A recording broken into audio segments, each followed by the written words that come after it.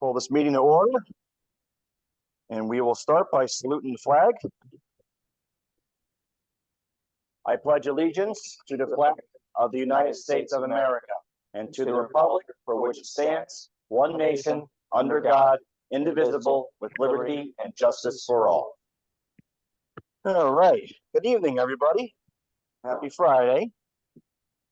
So, do we have any new members in attendance joining us for the first time?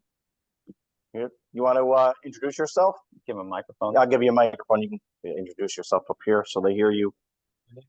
Oh, hold on, Ronnie. Here. I can't see the screen. That's okay. What do you want? Yep, just hold that to microphone so they can hear you on the computer too. Hi, can you hear me now? I got you. Yep. Ron Freilich is my name. I'm from O&WRHS, Maston Lake, and it's my first time here. And thanks to Joseph, I'm here. He spoke at the Mamakating Historical Society a couple of months ago, and he's the reason I'm here. Also, we used to pick up my grandparents, came up in the late 40s and early 50s. They took the train from Weehawken to Mountaindale.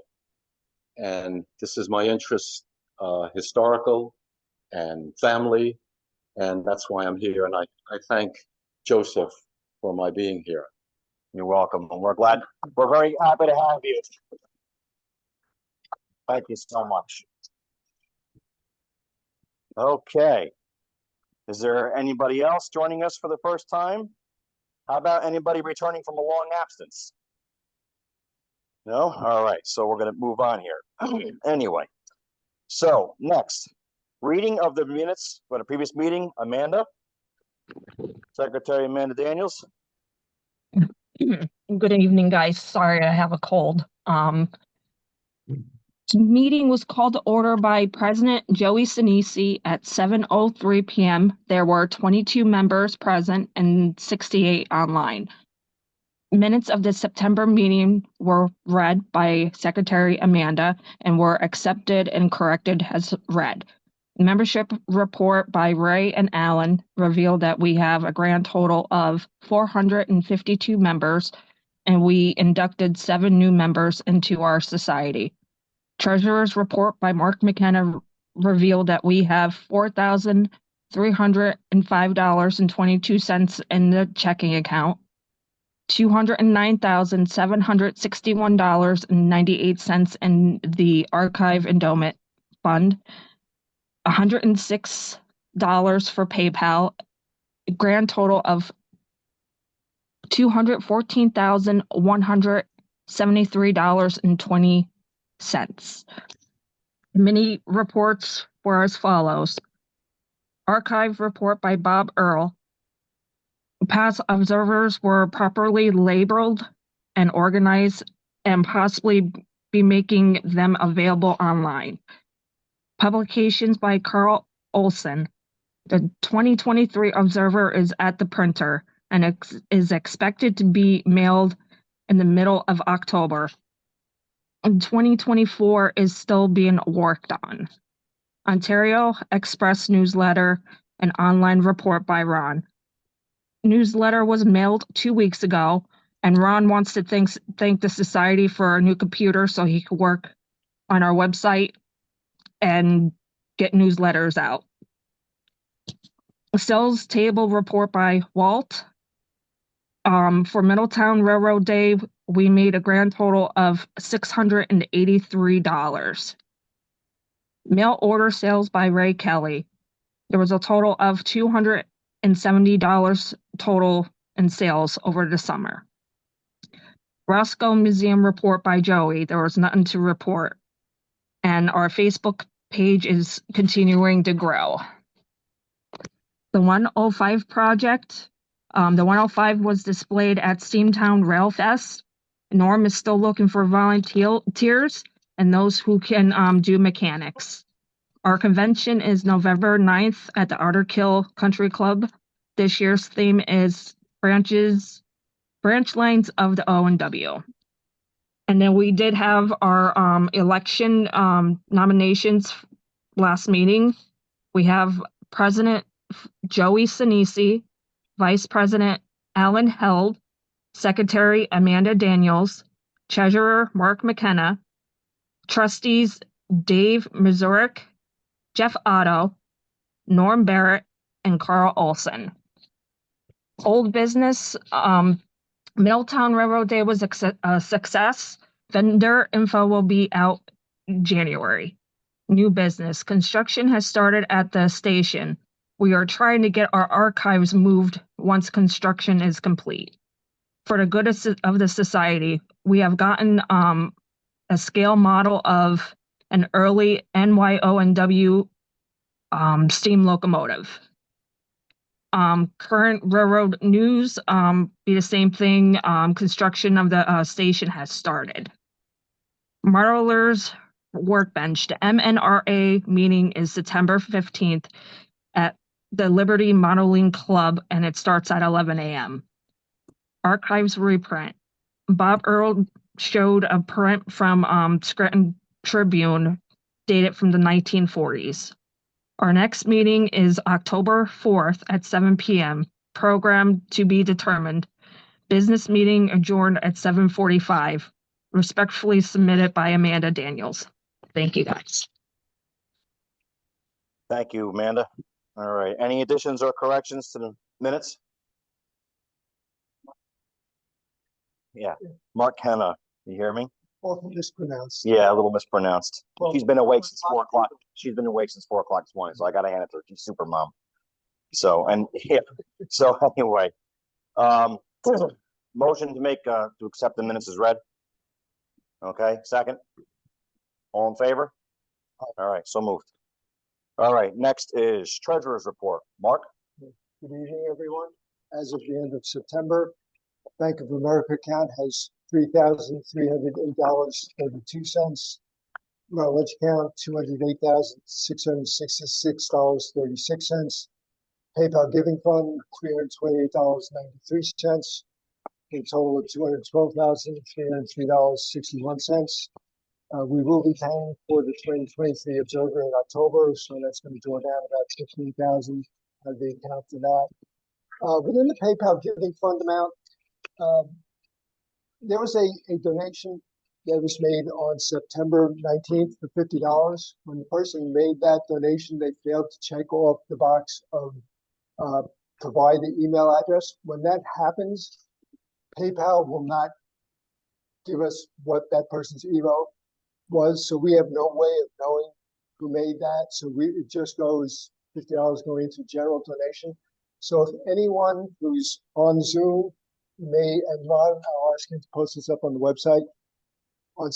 If you look at September 19th, if you made a $50 payment through PayPal, please send an email to us so that we can go and how that will be applied. Because at that amount, it could be $45 for a membership, $5 for a donation, could be all donation.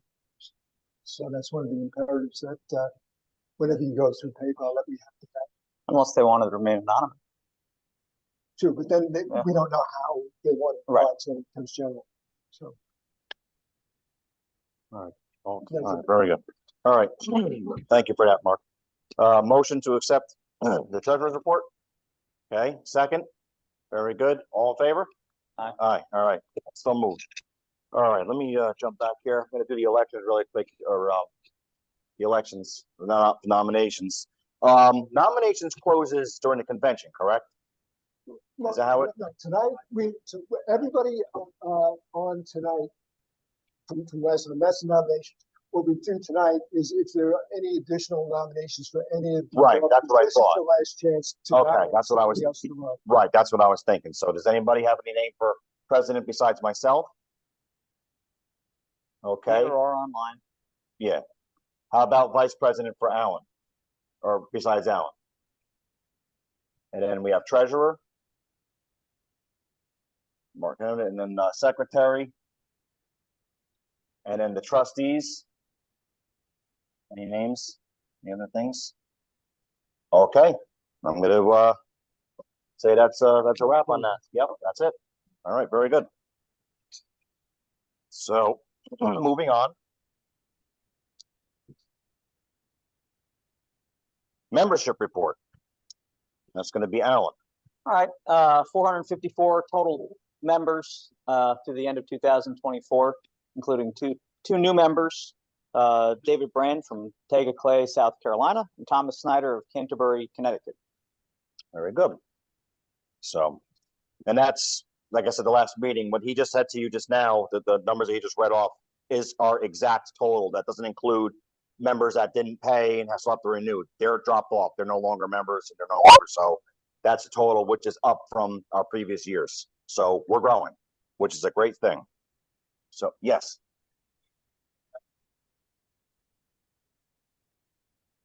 You should send him an email or a reminder. So, your question about the people who haven't renewed that have been dropped?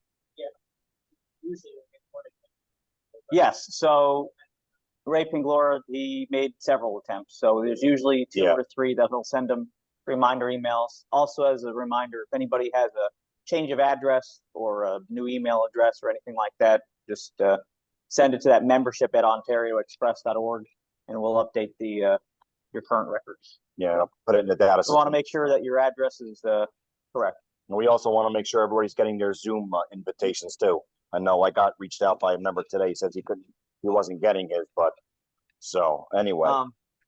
Question. So Dave Mazurk online. Yes. Says regarding nominations for O&WRHS positions, I believe that it has been customary to ask each nominee whether they accept the nomination. However, it appears that the present trustee nominees have not been so asked.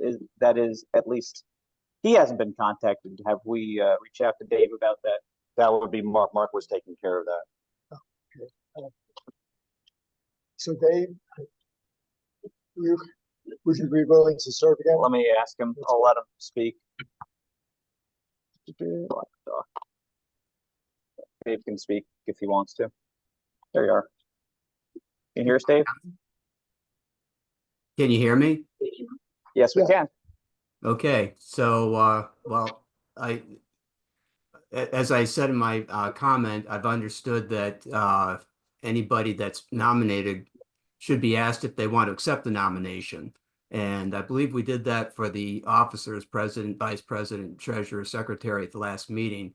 But I don't think that has been done for the trustees, unless I'm mistaken. Mark? No, I think he's correct about that. I think yeah, because it was we didn't have the tally, and I announced that at the end because our last meeting I was running the computer doing this at the same time. So Dave is right about that. Okay. So, did we want to keep the nominations for trustee open until we get confirmation from the current Yeah, it'd be slate? better because Jeff isn't here. So yeah. So until the convention? Okay, yeah, we're going to keep for only trustees then? Because everybody else just- expects, okay, only trustees. Yeah, we're going to keep that open for only trustees then. So this way you have confirmation. So you want to, Dave, can you hear me? Yes, I can. Yeah, do you accept your Nomination. your nomination? I respectfully decline. Okay. Okay. All right, well, I appreciate it.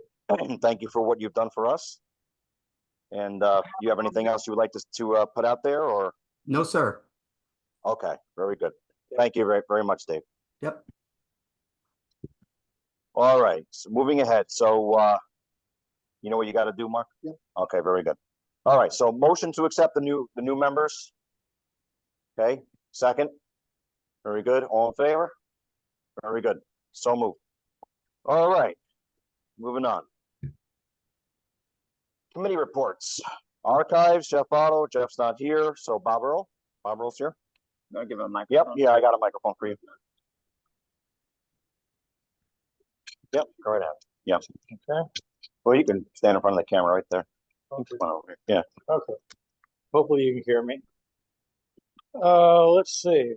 So archives. We scanned two of the bankruptcy books. These are 500 pages plus a 100-page index. And Ron has graciously put them together. Takes about 6 hours to scan these. So we do about half and half, and Ron's patched them together. They're searchable. I think searchable PDF is what they are. And that's the good news. this would not be something that would be on the website because it's so large database, but it could be something that would be on a computer at the archives, or if you wanted to come and research the bankruptcy books. The good thing is, two are done. Bad thing is, there's 25 more to do in about 6 hours. That, you know. So anyway, that's where we are with that. Also, I don't know if this should be now or later, so I'll just throw it out now. The last Thursday in September, we had a program, Kenosha program in Hancock. We have about every year. This time of year, we have a program at the Hancock Library, and we had 38 people attend. So, so be it. And, that's that. So, all right. All right. Thanks a lot, Bob. Okay. Next, publications. Carl Olson. Oh, I see the microphone. Yep. Here you go, buddy. So I have really wonderful news. The Observer started to get mailed today. And Hey. mailing. So that's a cool thing. I've talked to Mel Houck, who's doing the W class Observer, and he has finished all the photos are all set up with the captions, and he's finishing the history of the 280, and he's getting into predecessors, including Dixon, and I believe a little bit of P-class. So there's some kind of a history in there that he wants to finish before he submits the documents for printing. I talked to Bill Schneider in London, and he's got a good part of the calendar done. We're still waiting on a couple more images. And that's my report. Thank you. All right. Thank you for that, Carl. All right. Next is website and newsletter. Ronnie Vasallo. Ronnie's with us on Zoom. Hi, everybody. As far as the website goes, there's been a little flurry of activity. A new article from John Tayabi, 2 new articles from Rich Palmer, one of which I just posted today, which is on the Minshall family, who are master mechanics for the Midland and for the O&W. So check that out if you haven't already. The next newsletter will probably not be out until January or February. We have fulfilled our commitment for this year, and that's all I have. Okay, Ronnie. Thank you for that. Moving on. The 2024 convention, Alan held, and I'm also going to include Mark and Ronnie because you're both assisting Alan on this. So, Alan. Time is rapidly approaching. It's just 5 weeks basically until the convention. We have to provide a head count to Oddkill on October 30th. So basically, I'm asking that everybody mails in their reservations no later than 3 weeks from today. And if you're mailing it in around that date or maybe a little bit after that, if you send me an email and say that you will be attending, then I can get that in the head count. Because once we give that head count to Oddkill, we're locked in. That's our base amount. We could potentially add a few extra people if we have some between then and the convention. But it would be nice to have everything wrapped up so that we'd have a solid head count to give that information to Oddkill on the 30th. And there are 4 outstanding programs, and you don't have to stay for the dinner. You can come just for the programs if that fits better into your schedule. So also consider that as a possibility. And the registration form has been mailed with the last newsletter. Right. Is there, Ron, do we have the registration form online in case they didn't get it in the mail or they want to join in? And Yep, it is online, yes. You can get it through the website. Very good. All right, so we're good on that then? Yeah. All right. Point of order, there will be no November membership meeting because of the convention. Yes, and again, we're going to be having the convention moved to September, and we're hoping to have it in September from this point going forward after this year. We couldn't get it for September this year because unfortunately they were booked way too much. So anyway, all right, so moving on. Roscoe Museum, I don't have anything to report pretty much from there. Again, my good friend Charlie, who's pretty much taking over in the museum, he moved out from Livingston Manor to Starocca, Pennsylvania, and it's very difficult to get a hold of him now because of the cell phone service out there and whatnot. But I do see them, they do postings on their Facebook group, and they're open to the public. I think they do like a haunted house Halloween thing for the kids, and it's very well attended. So but I like to try to get up there and see what's going on, and try to get in contact with Charlie and get at least a good update for at least the December meeting. So, and then next, Facebook, Project 105, I apologize. 105 is Norm with us? Norm is with us. Oh, okay, very good. So I'll let Norm speak. Okay, can everyone hear me okay? Yep. Yes. Okay, Yes. good. I've been having problems with Zoom, so I wanted to make sure it was I'm readable. The project is moving along. We had a very good week this past week. Pat Stapleton and his helper came up and spent a day, and they replaced the cylinder liner, the piston, and the rod, and they're all set to go. I've been pestering the contractor that's redoing the head, and he finally got back to me the day afterwards. And I have to drop off some parts to him on Monday, but he was looking up to some technical stuff in that, and he will get the head done sooner than later. And once that occurs, then on another visit that Pat's up, he'll be able to put the head on that cylinder. And we discussed a number of other little projects, some of them more complicated than others, but Pat's going to give me a punch list, and then I'll reach out to our volunteers that are local that can come up and help, and we'll try to get some more of these things accomplished, because we are getting very, very close to being able to have that prime mover running. So it's we did run into a couple of problems with the rust, but we have a solution that we're talking about. And the other thing is, then a few days later, I had one of my volunteers that doesn't belong to the society, but is religiously comes and helps. Him and I met with the carpenter shop, Steamtown guy, and we cut some timbers.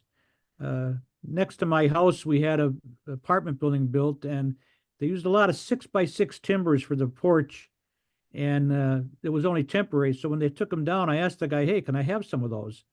And he would have given all of them to me, but I didn't need all of them. I got 4 of them, and what I needed them for was because the floor in the cab, it's an L channel, and it has a 2x2 wood block fastened to it, and it's a full 2" by 2".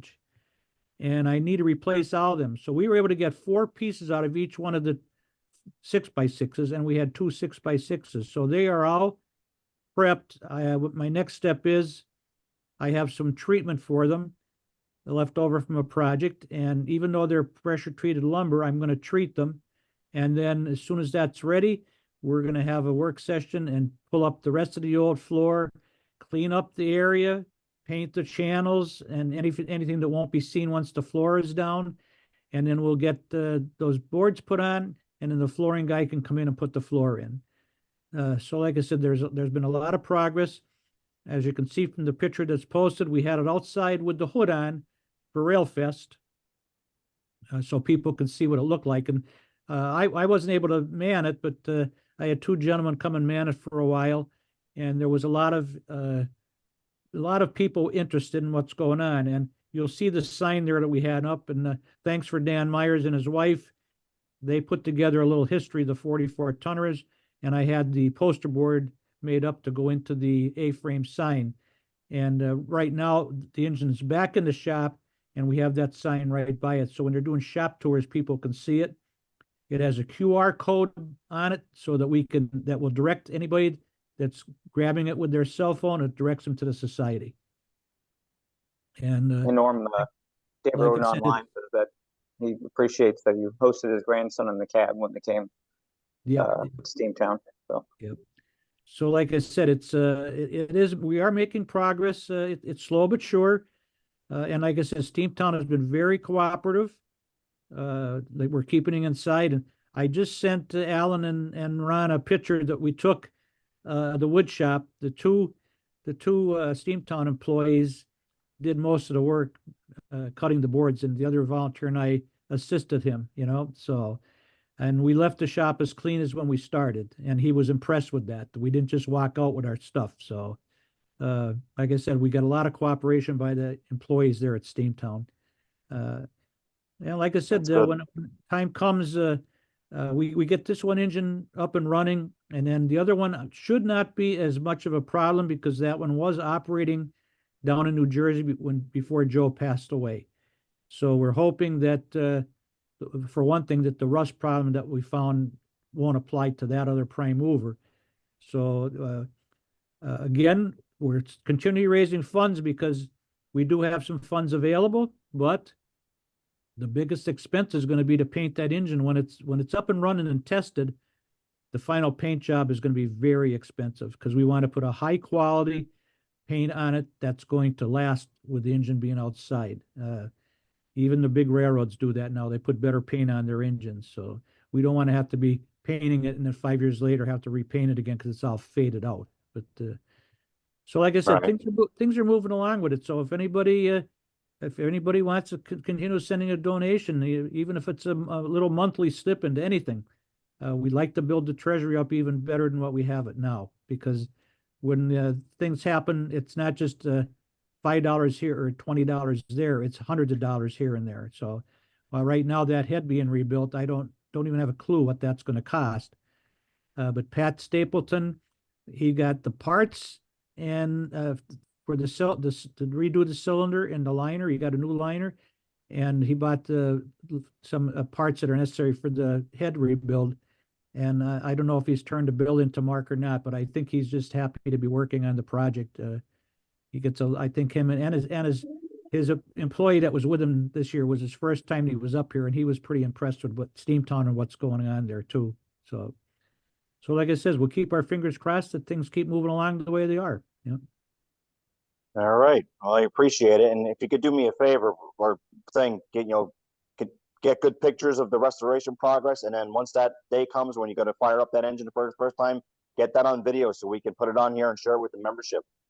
Oh yeah. Yeah. Well, we have I have a lot of photos. Actually, I started putting together 4x6s in an album so I can show people the different stages of what we're doing. But and so they're pretty much in chronological order. And I also was fortunate to pull up some pictures of the 105 when it was out up on the Adirondack and when it was out in Salt Lake City, and the different stages of its history too. So, and the kind of neat thing, the paint job you see on there now, that was done down on the Southern Railway in New Jersey, and Rich John from the Anthracite Railway Historic Society is the one that painted it, and he's there working on weekends on his equipment.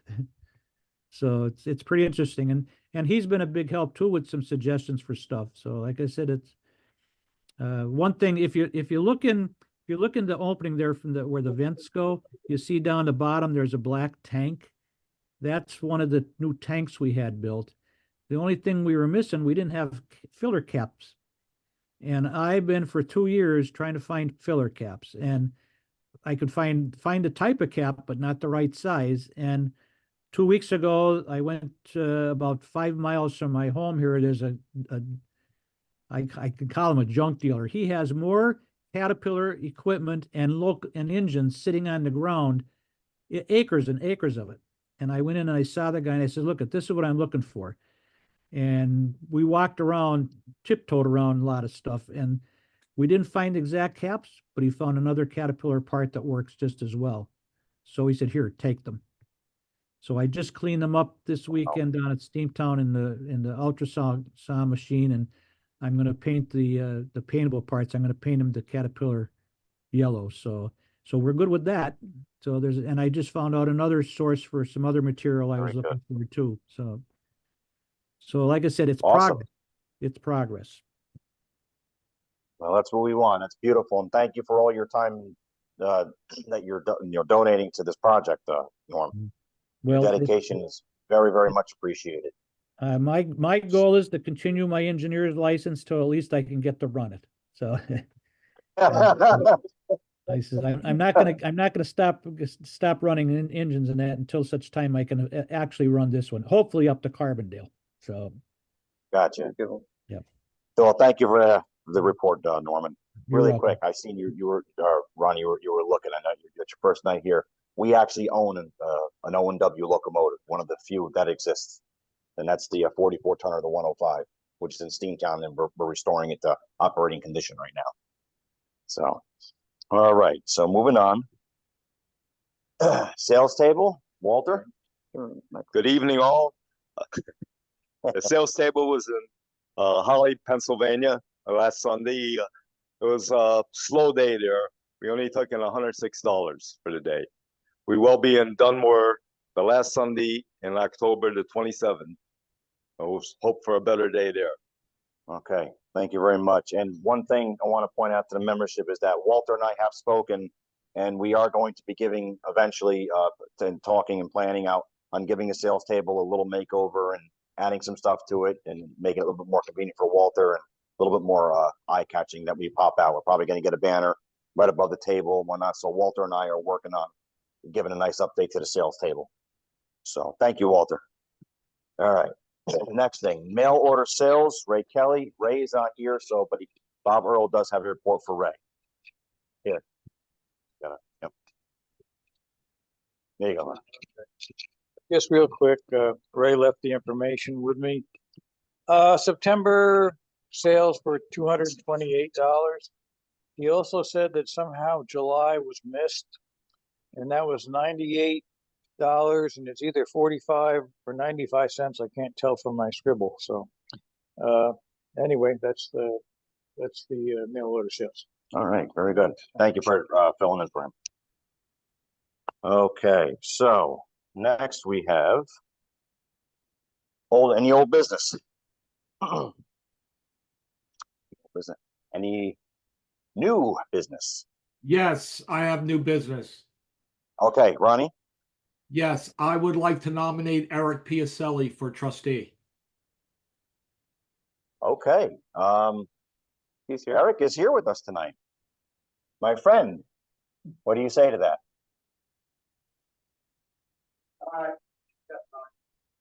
He accepts.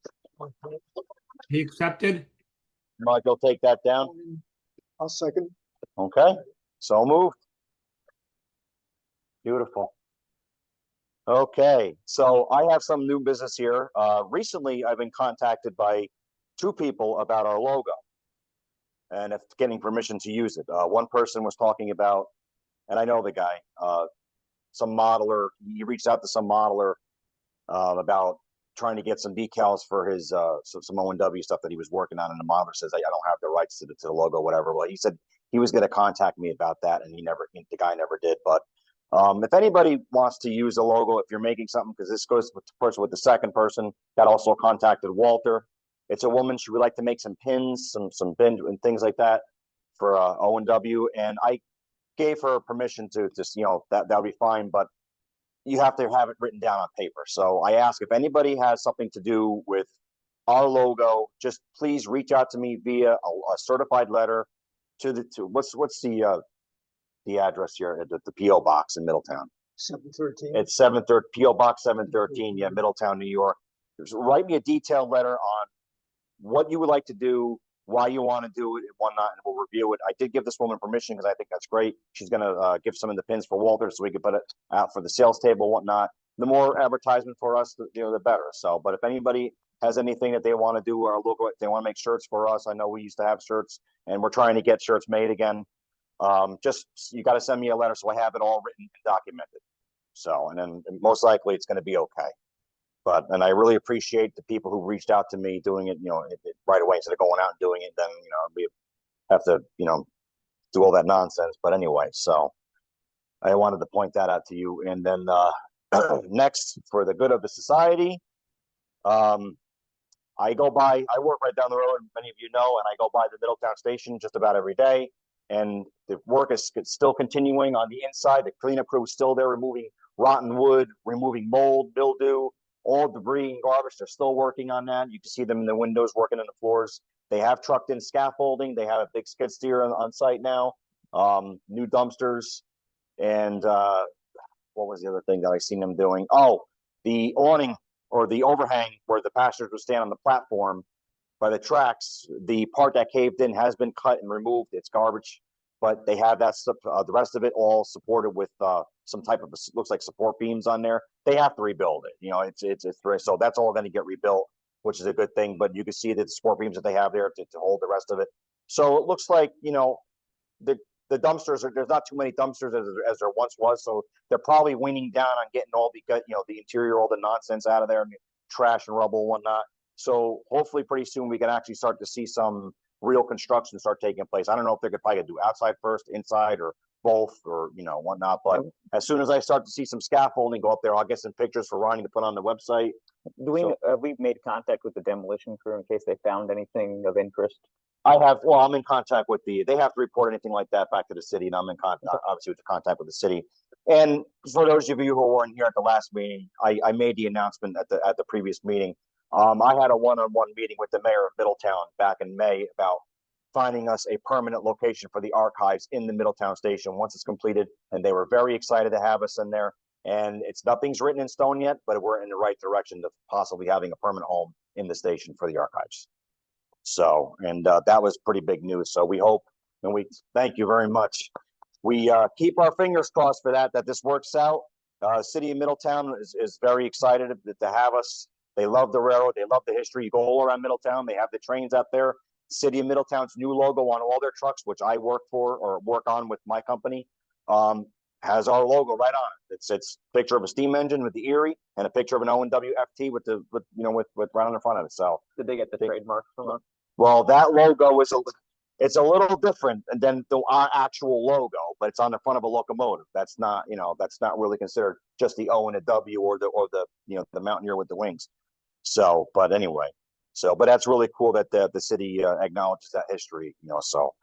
But anyway, so I don't have anything else for the good of society. Ronnie had Anybody? something. It's on the next slide. Right, Ron, you had something, didn't you? On the next slide. Oh, next slide. Oh, okay. All right. Yep. You're muted, Ron. Ronnie, you're muted.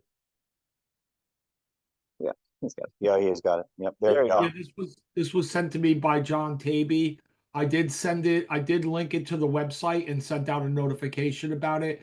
But it looks like they opened up some new right away on the Utica division for rails to trails, and yeah, the O&W is being saved, for being repurposed now in a lot of areas. So it's great to see. That's all I have.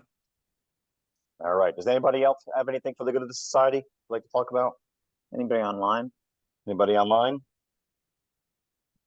Doesn't look like it. All right. So moving on. So current local railroad topics. Does anybody have any news in the local railroad scene they would like to share with us? Anything going on in the West Shore? Anything going on in the Southern Tier?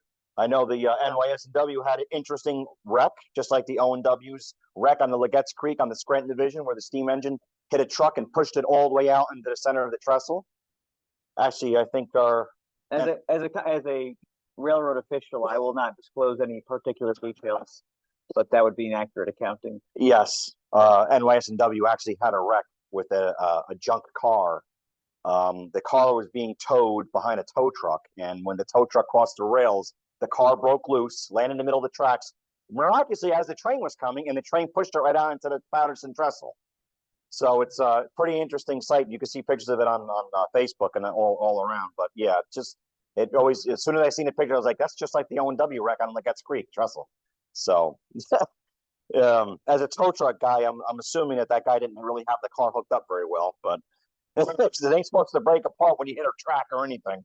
So, but that was pretty interesting. So, any other current local railroad topics? Any other current local topics? I think Genpack in Middletown received their last carload. I don't know.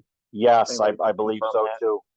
I believe so too. Can't confirm it, but I think we see the end of that. I have a current local railroad topic. The annual Toys for Tots Operation Toy Train will be out and about again this November and December. And if you go to their website, or if you look them up online, Operation Toy Train, they have a slew of different trains this year, including all the way out in California on the Sierra Railroad. So if you're in the area, they have a toy train, a Toys for Tots train, but they'll be on the Susquehanna, December 14th, making stops from basically Rochelle Park all the way up to Vernon on the 14th, and then on the next day they'll be on the Middletown, New Jersey, from Warwick to Port Jervis. They've got toy trains on the Chesapeake and Delaware. They've got a couple of Morristown and Erie. Pretty much all the local short lines will have their own version of the Operation Toy Train Toys for Tots collection. So Yep. keep an eye out this winter time. And then I have two things I could speak. Oh, yeah. You got a microphone? Yep. Here we go. Yeah, I'd like to just add to your comment about Toys for Tots, that an Eagle Scout did his Eagle Scout project, Boy Scout did his Eagle Scout project, and refurbished a 50-foot boxcar, and it's sitting at Port Jervis, or the Erie Round Table in Port Jervis. Oh, very nice. Yeah. We had an article in our January or February newsletter. Okay, very good. Thanks for sharing. And I got two things here. One, I don't know if anybody has seen it, but the O&WRHS down in Boonton fired up the U-34CH that they have. It's the only existing Erie-Lackawanna U-34CH. All the rest were scrapped.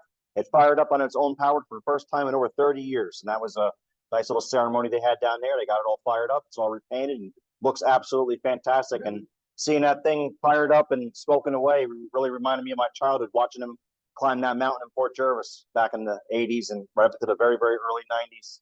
Randy Stone online reminded me that they actually moved an Erie Dunmore caboose from Port Jervis to Montgomery for display. Oh, wow. I didn't know about that. And it'll be painted up in Erie colors. Beautiful. So that's another interesting thing. Yeah, beautiful. The other thing that I where in Montgomery? Montgomery, where they right there. Campbell Hall? No, not Campbell Hall. Up in Montgomery. So the caboose is actually off its trucks. It had been sitting in Port Jervis for a while. It was actually moved out of Lackawaxen last November to Port Jervis. Yeah, yeah. And then they moved it from Port Jervis up to Montgomery. They're going to take it. It's going to be like almost like what they have in Campbell Hall, but it'll be in Montgomery. So when the Toys for Tots train goes up there, it'll be there. It'll be along the tracks, not on the tracks. So I have some really quick something here to share with you guys, and I don't really know too much about it. I'm only seeing little bits and pieces of here. Apparently, well, you all remember the Iron Horse rambles from the early or mid 90s when the Chesapeake and Ohio 614 ran from Hoboken to Port Jervis and back. It ran up there for quite a few, or about four years or so, and then they stopped. Apparently, Ross Rowland is firing up the 614 again. I don't know what his plans are, but it's been multiple people have confirmed that he was talking about a big announcement sometime in September. They're painting the engine black right now. It's going to go through another full overhaul. I don't know what the plans are for the engine. I don't know if it's confirmed. And yeah, I'm not sure if this is 100% confirmed. I heard it was a private ownership group out of New Jersey, so I don't know if it is Ross Rowland. It may be a connected group, but yeah, I don't know. But veiled in secrecy. Yes, nobody knows. But apparently something's going on there. So, Randy thinks it's going to the lumber yard in Montgomery, that caboose. Oh, okay. Yep. Gotcha. All right. Very good. So moving on, we didn't put it on the board here, but Facebook, and you have to report that. Facebook is the same. Nothing to really report on that. It's still, always growing. A lot of activity always on there. Great photos, great stories. So that's with that. Next is Collector's Corner. So this is something that's quite interesting here. I had a friend of mine who's going in his mid-80s. He was a former Erie/Erie-Lackawanna employee. Contacted me here a few weeks ago and said, I found a box of some railroad stuff in my attic. Come and take it, please. So I went over to his house. We went up in his attic, and here was a box. And when I opened up the box, I almost had a heart attack, because sitting on top of the box, on top of everything in the box, was the O&WRHS number 802's number plate. And I was blown away by that. He proceeded to tell me that he was doing a job down in Coxon in the early 1960s, and they were all lined up looking pretty bad, and he took the plate off, and along with the truss plate, and he's had it ever since. So I'm the new owner of the FT number plate. So it's pretty amazing. The first thing I did when I noticed the number plate was I called Norman, because it has, as you see, the original O&W orange paint on it, which is in fantastic shape. the plate's a little twisted where the brackets go on. I don't know why. Maybe the engine must have hit something because it's steel, so it's kind of bent up a little bit on the sides where the bolts are. There's 2 bolts that are stuck inside of it. But again, the original O&WRHS paint is in great shape. I contacted Norm and said, "Hey, I got something here. I just picked up. It's pretty amazing. I got the number plate off the O&W 802. It's got the original orange paint on it. Do we need this to try to match it up for the 105?" He said that he had the code, he has the paint, but it would be something really good to have, and maybe some modeling could benefit from that. So, but I still like to bring that to him and see if it's, how close it is to what he has and what's on there. But it's all original, and I was very excited to be the owner of the plate. So it really is amazing. I will be displaying the plate on the convention. So yeah. Yes, those are plastic reflectors that are inside there. I always wanted to know if that was electric or lit up, because we never really see it at nighttime. But they're plastic reflectors that are stuck all around the inside of it. On the bottom of the 8, on the bottom, because it's twisted a little bit, a couple of them are in there that are loose, but all the rest of it's there. But like I said, there's two bolts on the top. You see the bracket on the side. There's 3 bolt holes. The top one and the center one still have the original bolts in them. They're probably like 4 inches long, and they're just sitting there dangling around. You can't pull them out because that bracket is bent in a little bit, and you see the one on the right is bent out a little bit. So I don't know if 802 had smacked into something, or if you look in the picture, I mean, they were just like kind of pushed together. I don't know if maybe they pushed them together. So I don't know. But the actual plate itself, minus the brackets, is perfectly fine. There's nothing wrong with it. So, but safe to say you didn't turn the guy into railroad police. Yeah. He said it was about 1960, 1962. They were all rusted up, whatnot, just sitting down there in the yard. Yeah, down at Croxton. He took that. He's got the truss plate, whatnot. But and then after that, they all disappeared, and that was it. So that was quite the find there, to open up the box and have that staring at me in the face. It's amazing. Yes. There was just some locks and whatnot, Erie locks and Erie Lackawanna keys and whatnot. A lot of that was belonged to his son. Unfortunately, his son was killed on a wreck, and he worked for the railroad. He was killed in a wreck in Campbell Hall in 1994, and that stuff's been sitting up there ever since. So December 6, 1994, Jerry Dillinger was killed on the collision when the train was backing down into Campbell Hall.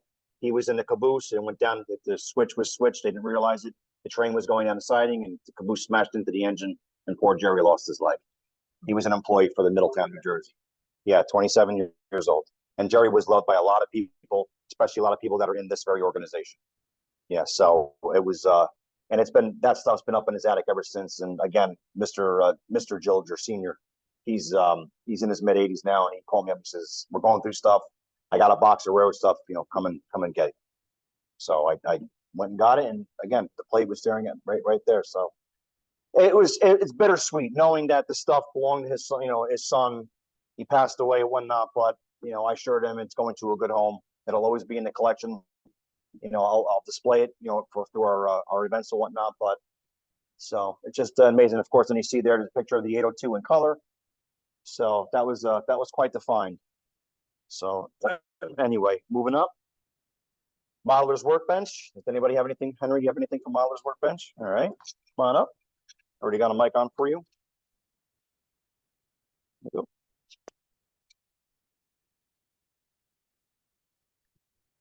Anyway, September was very productive, hectic month for the NMRA. We had our division had, by the way, September 1st was the 49th anniversary of the NMRA, which was founded in Milwaukee, Wisconsin. So next year will be, 89th. So next year will be the 90th anniversary of the NMRA. So they're getting old, I guess. Anyway, September was busy. September 15th, the Hudson Valley Division had their monthly meeting. It was at Liberty Model Railroading Club. Peter Bach did a presentation on making decals. On September 19th to the 20th, the Northeast region had their convention over in Rochester, New York. and going out and then coming back from Rochester. I got to see many actually. Absolutely fantastic layouts. Those guys over in between Syracuse and Rochester really are great modelers. But that's what it was.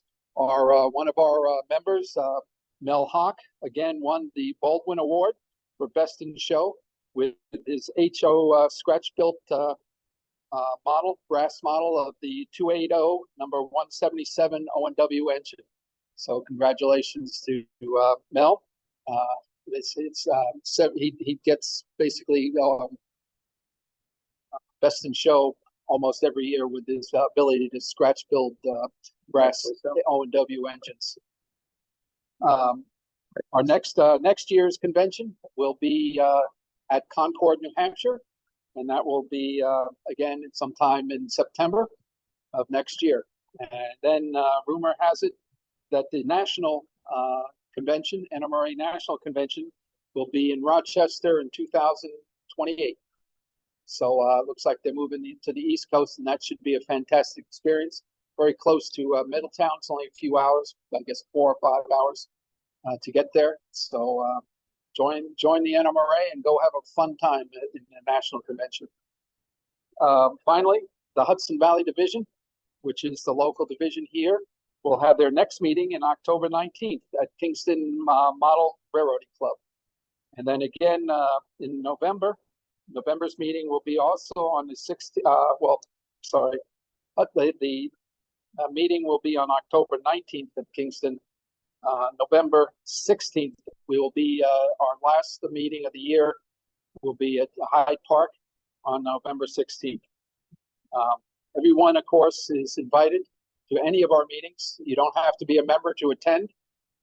You can come by and see what we do. I like open meetings. I like to show people what we do.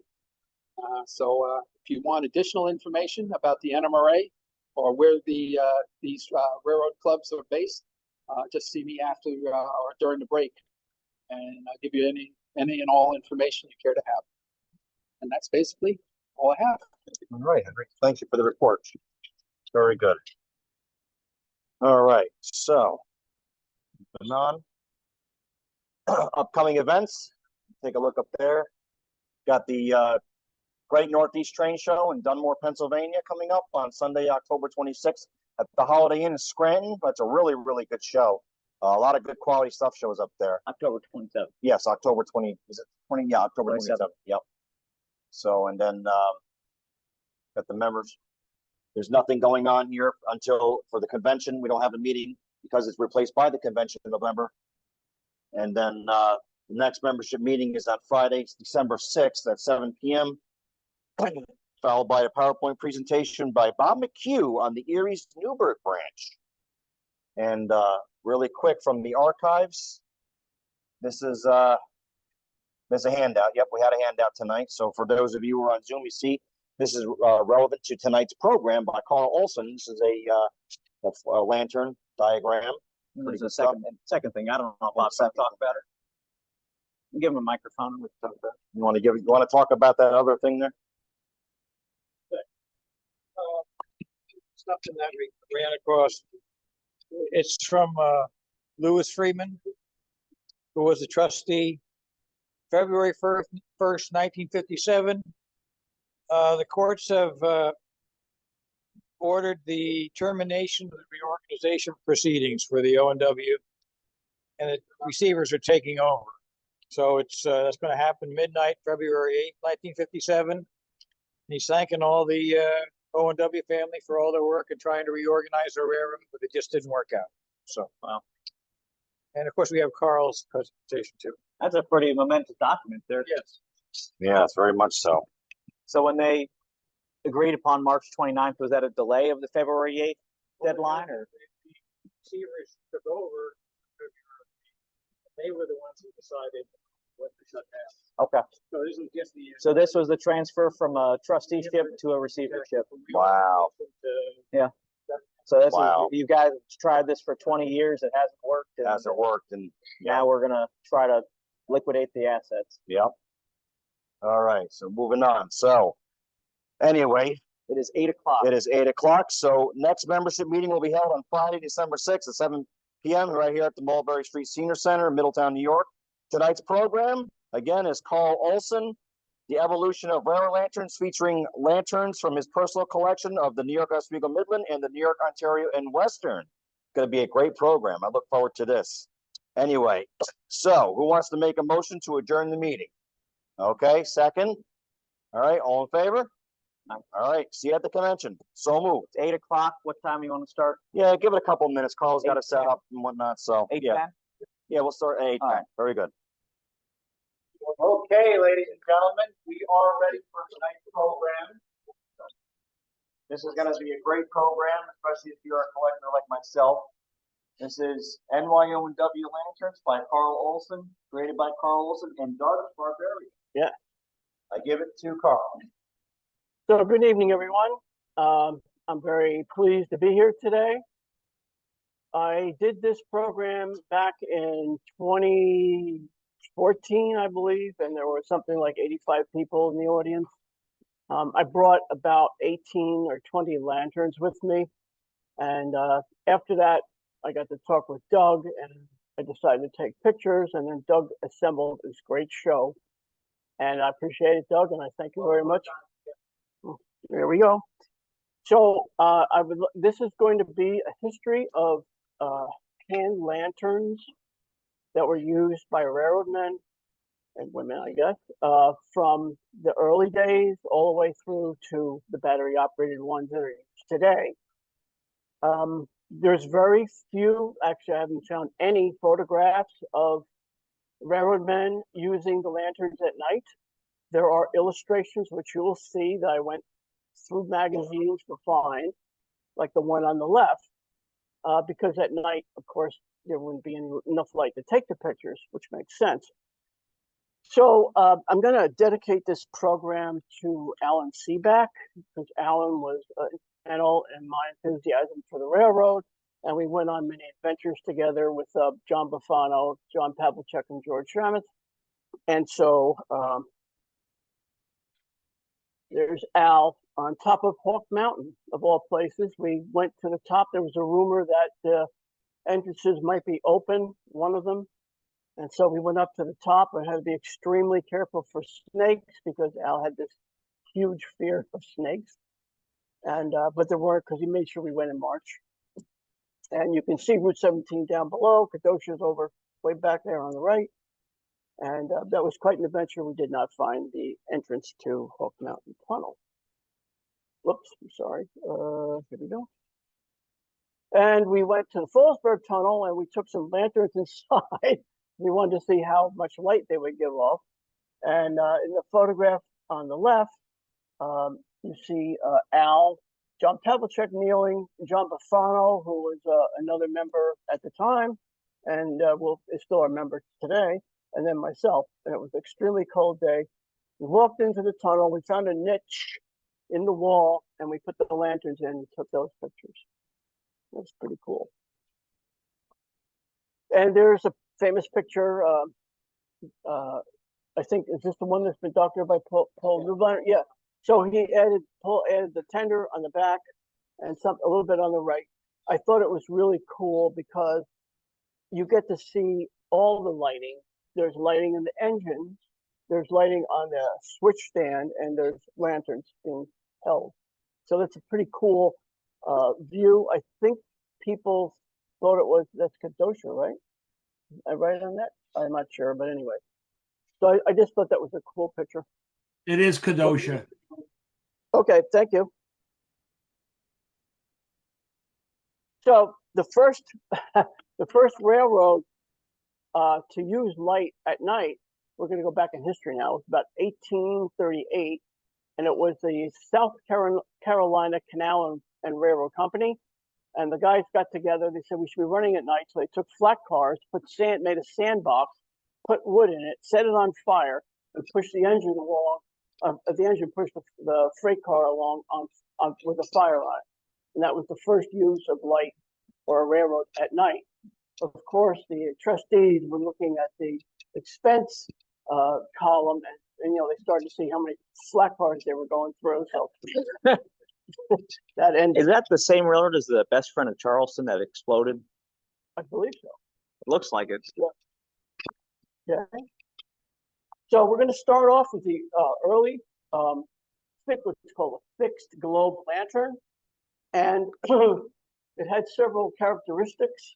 One of them being the globes are huge. Does anybody have any idea why they would be so big? It had to do with the combustibility of the whale oil, because whale oil was used in the font, and the whale oil burned hot, so they needed a larger and intense. They needed a larger burn chamber. So you'll see a lot of these lanterns when the burn chamber was all free blown, and I'm going to explain that in a minute. A lot of them are cracked. You'll find a lot of fixed globe lanterns have cracks in them because of the cold outside and the really, really hot flame inside. Okay. So the first lanterns, 1840, were made to use with whale oil, and I think that's also around the country too. Lighting in towns and stuff like that was all done by using whale oil. And this is one of the famous companies that made fixed globe lanterns, called the New England Glass Company. And you see that there's air holes on the bottom to get fresh air in. There's the font and the wick holder, and then the exhaust would go out, and there were little openings or holes in the top, and you can see how much time they took to design it. It's like the old craftsmen. These are tin pieces that were actually plastered on, and I want to show you that. You could see the several characteristics which made them really cool. First of all, they made the bottom with a little bit of a flare, so that when the lantern is put down on the ground, it does not tip so easily. Secondly, they made something called a bracelet bail. That bail slides over the arm and enables the railroadman to have two hands free. Okay. The font is, well, I'm sorry, whoops, I'll go back 1 second. The font is, this is a whale oil font, glass. There is a double wick, which was designed by Ben Franklin. He thought that if you had two wicks together, you would get a brighter light. And this is a pewter collar. And the whale oil would be poured in, that would be screwed on. And then this whole assembly is, excuse me, called the Sangster pot.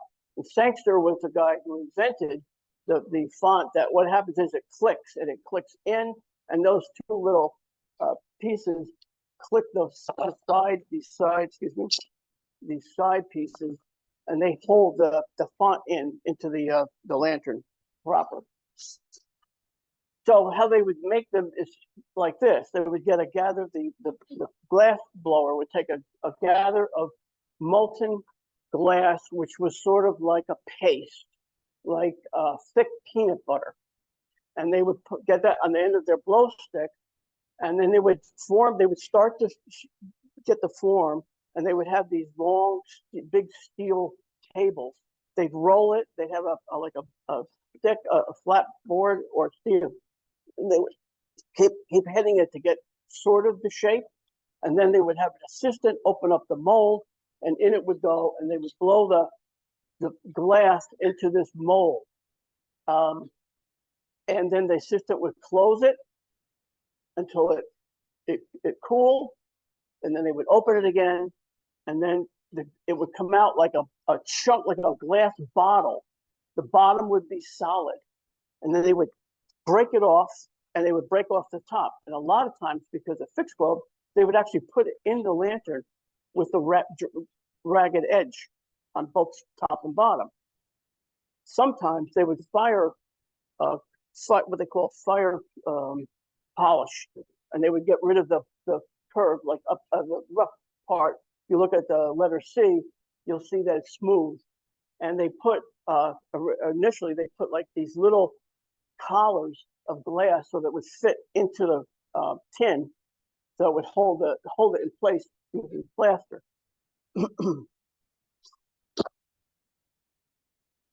So Oswego Midland had 6 globes. How cool is that? It was just a neat thing.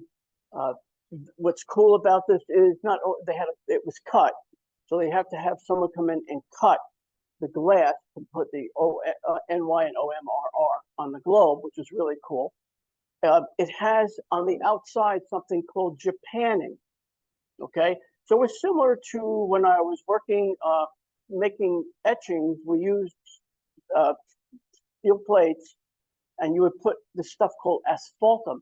So it's sort of like asphalt in a way.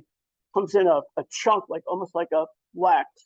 You would heat the plate and you rub it on, and it makes it waterproof. And that's what they did. They put Japanning on the bottom and the top, so when they were out in the rain and stuff like that, it wouldn't rust. There is known to be not one, clear Oswego Midland globes and red. I have heard of no other color, but I'm sure if it's out there, someone's going to find it someday. Right, Joey? And just to show you, there was a rough, there's rough, like the plaster in here to hold it, and you can see the rough edge of the glass when it was broken off. It's really cool that they have like the holes, vent holes are like stars. That's insane, right? When you see today, it's like the later layer, just a circle, and they use diamonds up here and stars. This is another. I think this is New England, a New England glass company. And notice how the cutting is so. It's just really cool. The lettering that they use, they took their time because these were crafts people. They were just wonderful, wonderful, wonderful. So that's a really cool way to do it. The problem they had with reds, we're going to go into in a little bit, and just showing you the font and the Sangster pot, which popped out from the bottom. You can see a nice big bracelet bail on there. Pretty cool. Yes, sir. How what? It wouldn't, because it has a different. I think there's a different connector, so that it would stay cool. You wouldn't have to worry about it. So what happens with fixed globes, and this is over time. This is not like today where technology just changes like that.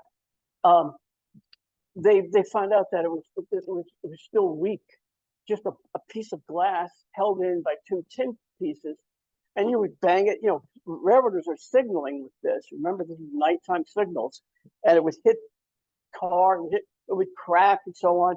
So they said, "Oh, I think we better put vertical guards on it." So that they soldered in the letter C.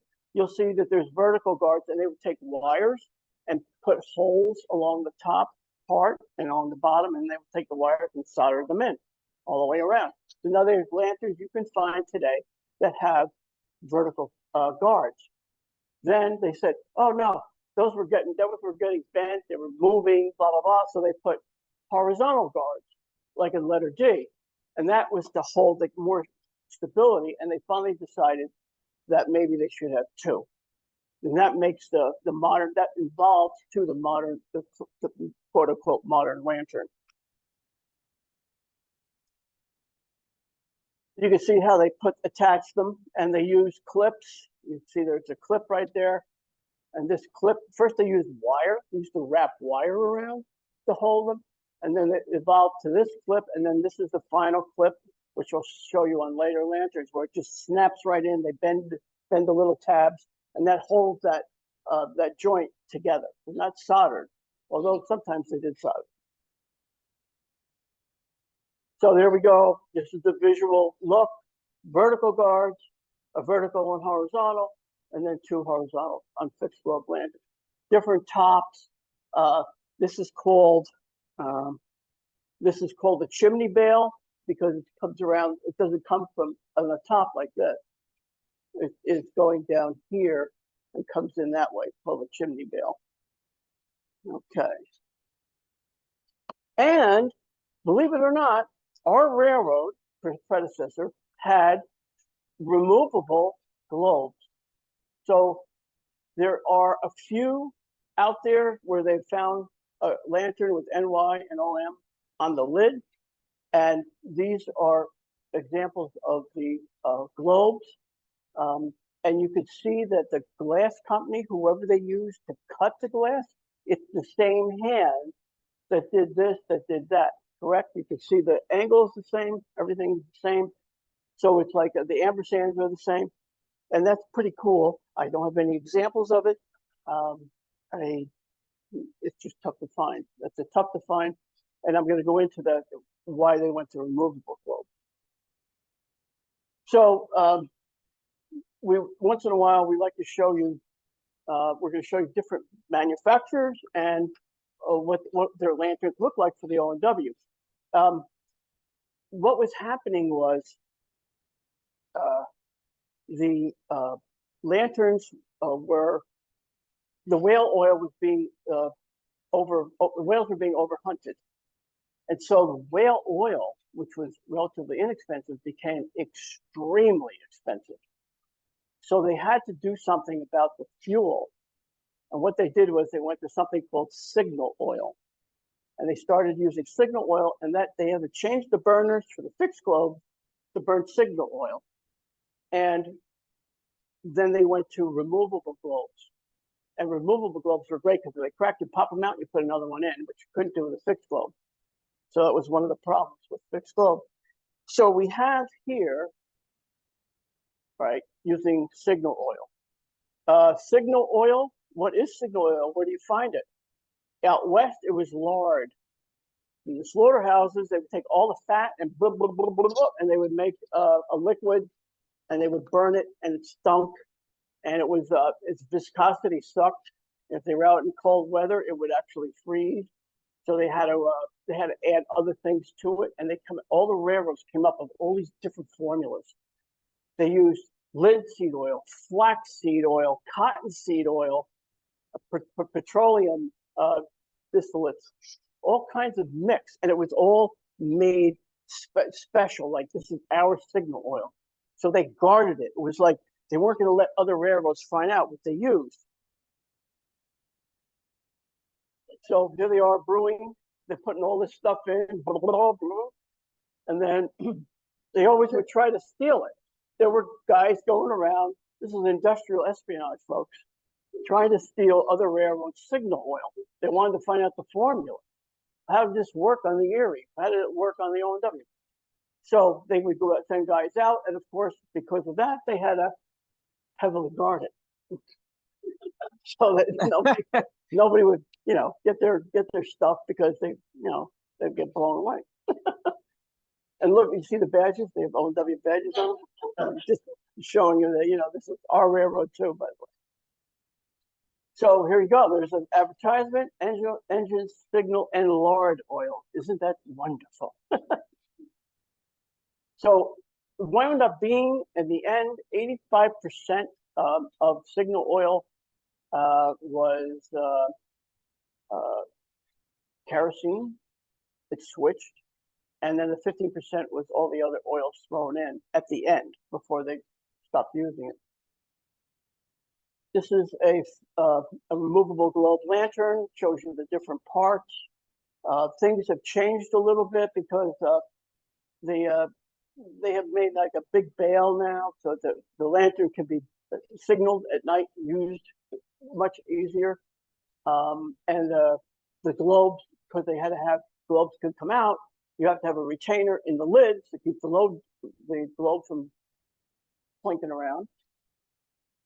And so here we have, in the early O&W days, early 1880s, there is something called a brass top bell bottom lantern.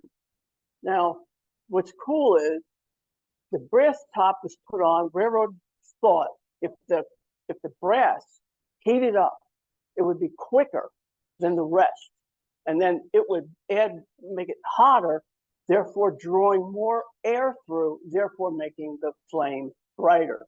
it proved to be false. That did not happen. The second thing is, this is a very early company called Railroad Signal. And Railroad Signal made lanterns that our railroad bought. And oops. And there you go. So the letters on the railroad were very small. And because there's a flat part on the lid, they could use straight dies. So the dies are straight. When they clamp it down, boom, there they are. The font is tin. The wick is called a pickwick. And the reason why they call it a pickwick is there's no way to move that up and down. So they would put a metal piece in here and they move that up or down manually. And here's the Railroad Signal on the brass top, Railroad Signal Company. Is a technical term? Oh, it is. And this is another brass top. This is called the Roberts Safety Lantern, and it says Roberts at the top and O&WRR, but it was made by the Dressel company. I mean CT Ham, excuse me. And there's somewhere down there you could just see the bottom of the letters of CT Ham. And one of the reasons you could tell it's a CT Ham is because it's got the double vertical guards. So these guards are all double. I'll show you another picture of that in a minute. This is another company through O&WRHS called the Star Headlight Company. And the Star Head, we know today's lanterns, Alan, are Star Headlight, correct? Very old company. And this was, you can see it right there, Star Headlight Company, stamped into the chimney. And there is the font. It's a twist-off font.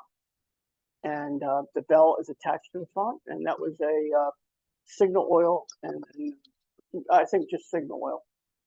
And it's kind of nice to see the letters are nice and big. It's like billboard. We call it billboard letters. It's like, whoa, really cool. And Bob, that's cobalt blue. Okay, that's blue. And I'll explain about the colors in a few minutes. Wait.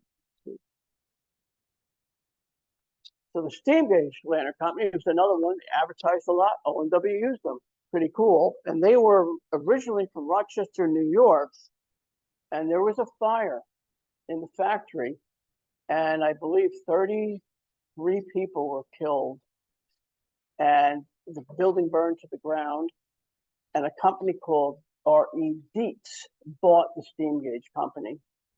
And became the Dietz Lantern Company. But we'll look at steam gauge. First, steam gauge seems to be a really cool railroad manufacturer. Our railroad liked it.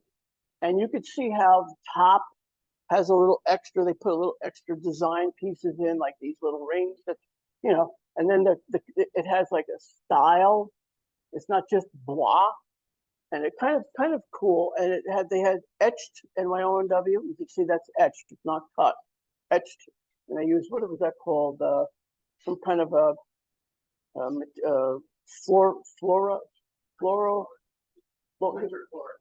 hydrochloric acid. Okay. And they would etch the globes. So that's a really cool, I really particularly like that lantern a lot. And you could see now the fonts are brass. They have a wick turner on them. It says the Steam Gauge Lantern Company, now Syracuse. So what happened was they moved to Syracuse.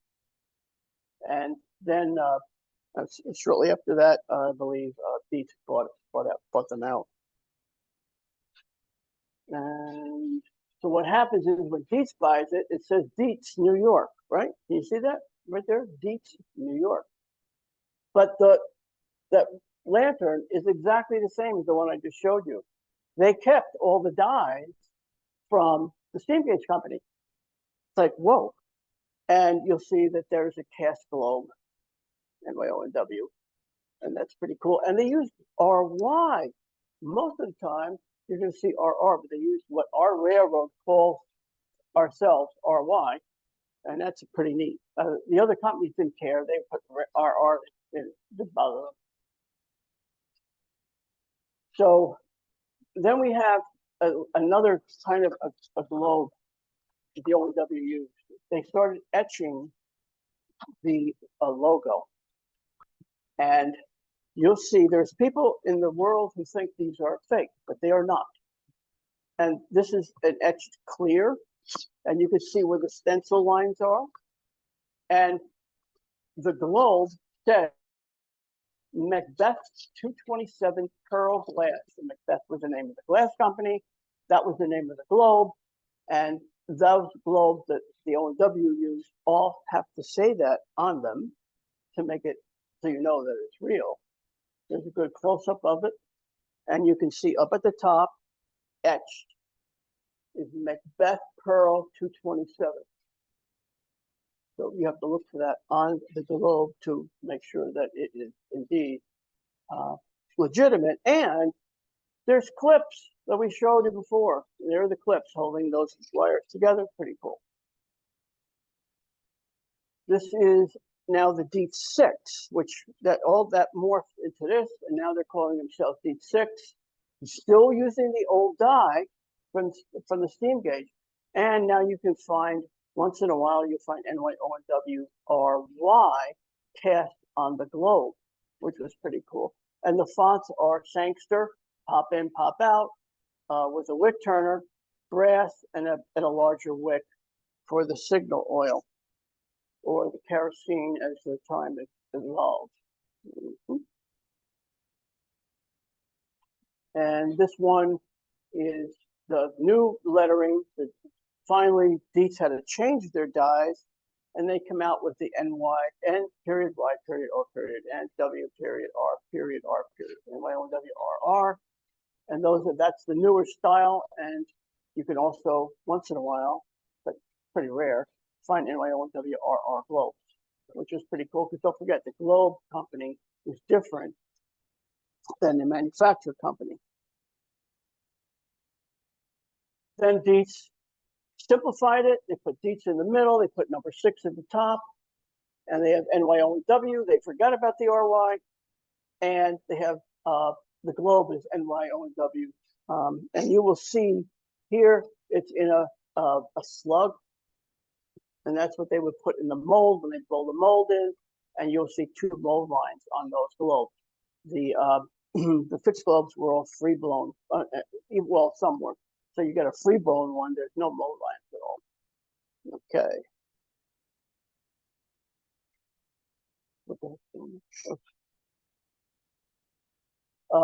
So this is a Dietz 6 globe. So Dietz had somebody make the globes for them. And if you look here, up at the top, come on, baby.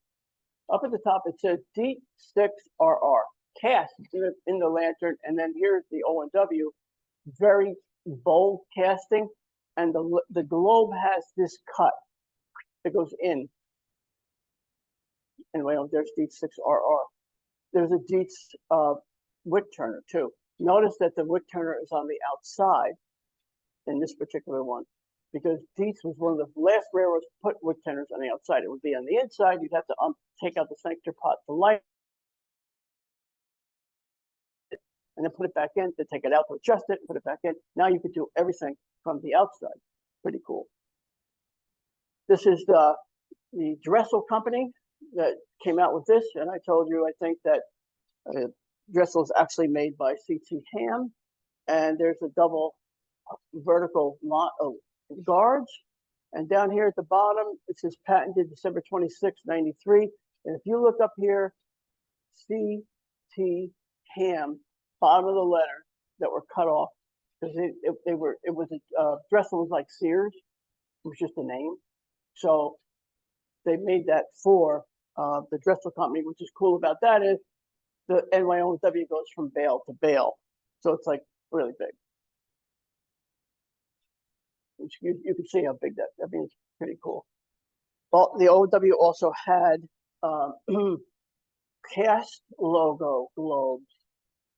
And you'll see up there, there's the casting of an O&W logo. The problem was it was so micro small. So I only know about clear, red, and there was a rumor there's a green. but we don't know that. I mean, I haven't seen it. Say we know it. I think it was in a museum, but that's a pretty cool variation. And this is just showing you, there was a I forgot to show you that there was a font with candle in it way back in the day. And they used that for a while, and that didn't really work out too well. The Adams and Westlake Company was another big one for the O&W, big. And our Brera bought a lot of lanterns from them. And here's a typical Adams and Westlake. Nice big bell. I mean, the bells got big, so they'd slam it down on the ground and it would not tip. There was actually a company called Defiance Lantern Company. They put spikes in the bottom of the bell for all the northern railroads, so they could put it down in snow and ice, slam it in, and the lantern's going to stay. It's not going to fall, and it's not going to slide. And you can see the lettering up at the top. Let's take a look at the lettering. You see how much smaller that is than the Dietz? And it says RY, which is really cool. In fact, they've done the RR one, which is kind of rare. And they also had names. So at a certain time in when they were making it, they called, it was the Adams, the Adlake, and I think nothing. And you see that here are all the patent dates that go all around the outside of the lid. It's pretty cool. And there's the patent dates up at the top. See them right there. January 26, 1909. And you have the outside wick turner. They had outside wick turners from the beginning instead of Dietz, which had them, you had to take out the sancture pot. And there is a typical globe, and you're going to see a little bit of a difference in this globe, and that difference is right here. It comes down and kind of just curves to that spot instead of cutting in like the Dietz 6. And there's an Adlake wick holder and turner. Red. So here's the problem with reds. They use something called gold salt, I believe. And what would happen would be to make a solid globe, it would just be wrong. The formula didn't work. And so they resorted to something called flash globe or cased globe. And what they would do to make this, they would take a gather of clear, and then inside that molten, they would take and put a small gather of red. Then they would blow that into the mold. And what would happen, you would have something that looks red. But if you look at chips along the rim, you're going to see there's clear. So this was a very thin layer of red inside a clear globe. The problem with that is transmission of light. And what happened would be, there would be a variation between one side and another, sometimes to the effect of 1/2 mile on one side and 1/4 mile on the other. Can't have it in a railroad. Can't have it. So they had to use that until something happens, which I will explain. And there's one in the lantern, Adams and Westlake. And there's the globes lined up. There is a new globe, which we're going to talk about. And then this was a regular globe, and I think that one's the case globe. And you can see how much darker that one is than that, and how much lighter the smaller one is. So here are the signal colors. So in 1841 in England, they came up with the signal colors, which we use today, do we not? Traffic lights, same thing. Except back in the day, it was a little different. So we have red, always meant danger and stop from the beginning to today. You have white, which is clear or proceed. And green, back then, was caution. I have a rule book from the O&W of 1899. Green is caution in 1899. In 1913, amber comes into the picture. Okay, so right now, that's the way, and they have yellow and green combined, which would be green over clear, That would be a flag stop at night for the train to stop. And blue was always the same. And blue means it's an inspector or someone working on a car. They would have a lantern. They would put their lantern, let's say, on the coupler. They're working on the car. That means that car cannot be moved. Nobody can take that lantern. It only is controlled by the man working on the car. That blue, today, we use blue to indicate police stations. Am I correct? But right, blue, blue on the police car. So the blues have history started with the railroad. So it's pretty neat. And there we have another red. I'm not sure what red. I think that's a regular gold salt red, which was not too effective when they put light behind it. This is amber, and look how close. This is amber was the one color that can never get it consistently the same. So you'll see amber that looks like light orange. You'll see amber that looks mid orange, and you'll see amber that looks like root beer, just like a brown. And that's the caution, remember now. So we're going to talk about that in a minute. This is what color? That's green. Now, you know, I have get phone calls from people, I found the blue, which blue is the rarest one, okay? And that, I said, well, does it look like milk of magnesia blue? No, it's like teal blue. Well, teal blue is green. Why do you think why do we think we call that green? You put a yellow in it, you put a yellow flame, which was the flame of signal oil or kerosene, and it makes it green. And I will show you that later. And there's blue, and that blue is cobalt blue, which is just like milk and magnesia blue. And that would be the car inspector on the lantern, on the car or near the car, and that was it. You know, you couldn't move, you couldn't use it. So that's the rarest one. And so here are the signals in, what was that, 1985? Red, green is caution. And you look at the next one, green is caution, and you look at the last one. And now you have in 1913, yellow appears, and we're going to have a switch occur because the United States Railroad Administration said there's enough of this stuff going on, so they're going to make it all standard. So I haven't found a rule book between 1899 and 1913, but the railroaders would be given pages and they would glue them in their book when there was a change. I don't know exactly when the change occurred. I know the New Haven started in 1907 when they started changing green to be proceed and yellow to be caution. So I don't know when the O&W that came into existence, but right now it's by paper, it's 1913. So we have kerosene. Kerosene's been around for a long time, and the railroads resisted it because it cost too much.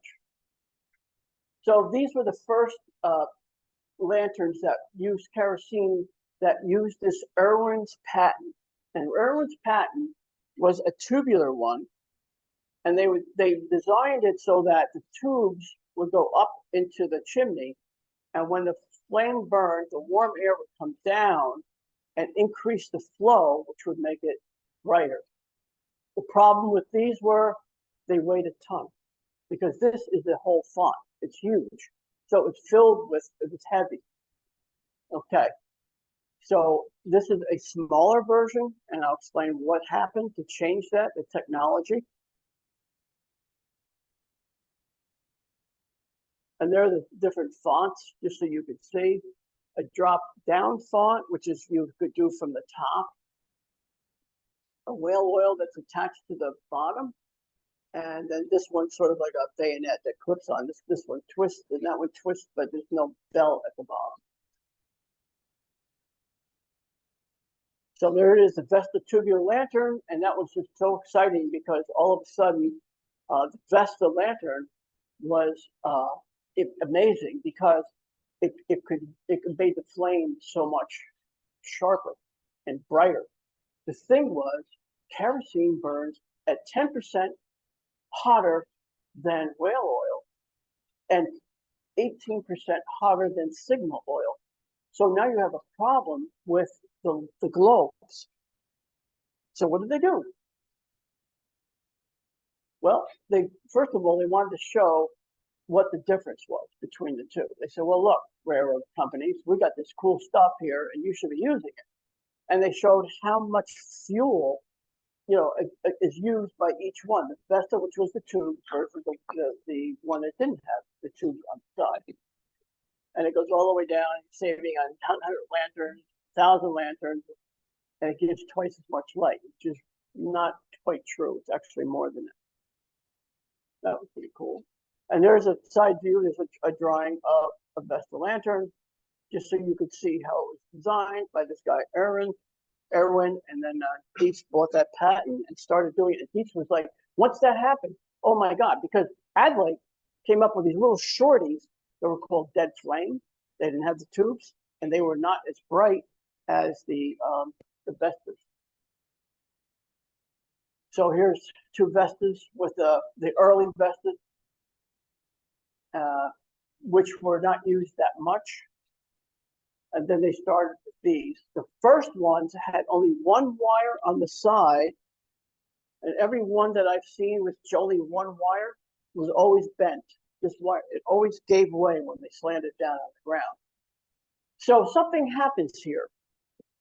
All of a sudden, we have a smaller globe. So what happened? Well, not only did they have tubular lanterns, but they had they bought a patent from a chemist in France, and they come out with low expansion borosilicate glass.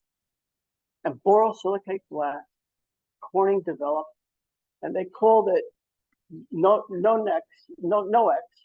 or CNX. You see the logo up there on the top of that clear. And what happens is, because of the way the kerosene burns, they had to make the burn chamber really small. And they made a 4.5, 4.25 inch globe, which is what that is. And they could take hot kerosene that would make the globe get hot and put it outside, and it doesn't crack. What product can you think of that is used in modern day kitchens that came from this chemistry? Pyrex. So all they did, I read a story. There was a chemist in Corning who made a small dish, like a baking dish, out of Pyrex. Brought it home. Told his wife to bake something, and she did. They took it out. He stuck it in cold water. It didn't crack.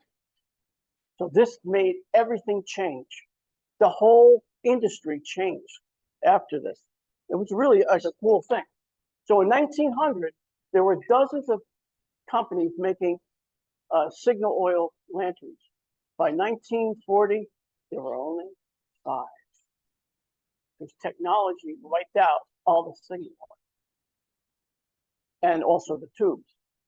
And you'll see, we call this the extra wire, because they put this piece in here, and it helps support the lantern so it can be really slammed down without any loss of damage. And here's the wick turners on the outside. Where's your brass wick turner? Gone. Now we're just using metal.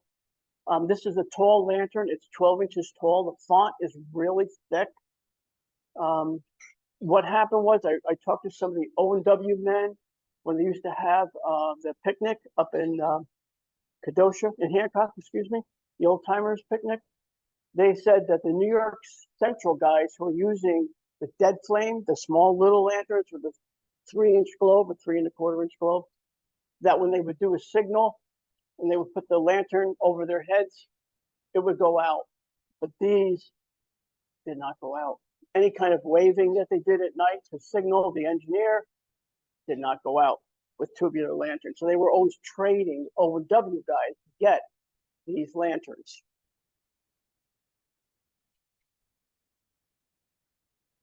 And the font has changed. Now it's all kerosene.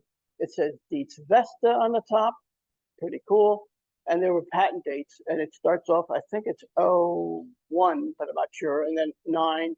Each time they would put a different date on it. And it just says NYO&W on the lid. The lid is flat. The lid is flat. And there is what happens, so this goes on from 19, and it did not go over too well. Did not, because they were too expensive. So we have the O&W as one of the last railroads to use bell-bottom lanterns up to 1915. Can you imagine that? The technology was early. We had early ones, but we kept both technologies exist side by side. The signal oil is gone. They're using kerosene in a bell-bottom lantern, and they're using kerosene in this, which was made for that. And as an economy move in 1924, they started making shorter lanterns to compete with the New York Central, I don't want to say New York Central, the Adlake, the shorter ones, because they were lighter. The railroaders liked them better. This particular lantern has a lock on the top, and it will lock the bail. And then you can see the patent dates. And there's something called a stamp date. I think that means spring S725. So in 1925, they started making what they called short vestas, which were used by our railroad up until 1957. We know that because Hal Rippiger, a former O&W employee and one of our members who lives in Florida, worked as a teenager in the stock house, supply house in Middletown, and he had Vesta lanterns there that they were still giving the railroaders, even though the battery had already started to come out and everything. Pretty cool. And there's that lock I was telling you about. What happens is when you want to lock the lantern, so you're going to do a signal and you want the lantern to stay solid with the bail, this little piece locks up and clicks and you will lock it. Okay? Then they came out with this collar, and that collar, it snaps in automatically every time, and you have to unsnap it to get it to not be locked in place. And you have you have a single vertical and one horizontal, and they're soldered in.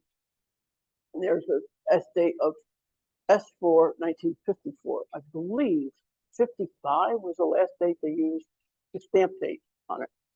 And then there was nothing, and Hal actually has a lantern or two from later than 1955 that we had in our storehouse in our railroad. There's a red. So let's talk about reds. Okay. So red was a problem. So the COP Globe Company came up with something called selenium, a selenium solution that made red, and it was pure and it was great and it transmitted far away. And the problem, the thing about, and it was front and back all the same, or only about 15 something different. 15 photometric whatever difference, which is like nothing. And it has to be seen for like 3/4 of a mile to a mile. So I wanted to see, I'm being a wise guy. I said, well, let me see if I take this lantern and I'm up in Saranac Lake and I have a campsite. I put the lantern, I light it at night, put it on a rock, and I paddle from my campsite to the mouth of the Saranac River, which was a mile. And I went along, I could see at night, you can be amazed how much you could see out there where there was, no lights or anything, but you had starlight and stuff. So you could, and I got to the mouth of the river and turned around, bam, I could see that red just shining. I said, well, it works. So it means that a train traveling at 80 miles an hour, I think the old scale was 7 boxcars and 70 pounds of pressure. It would travel, it would have to take 2,750 feet to stop. So I know I was 5,280 feet approximately from my campsite. So I know that they had plenty of time that a railroad would be able to see that red and know to apply the brakes, and they would be able to stop. There is a minimum today, or right, Alan? Is there something today on a train that's called restricted speed? So you're supposed to be able to stop within half the range of vision.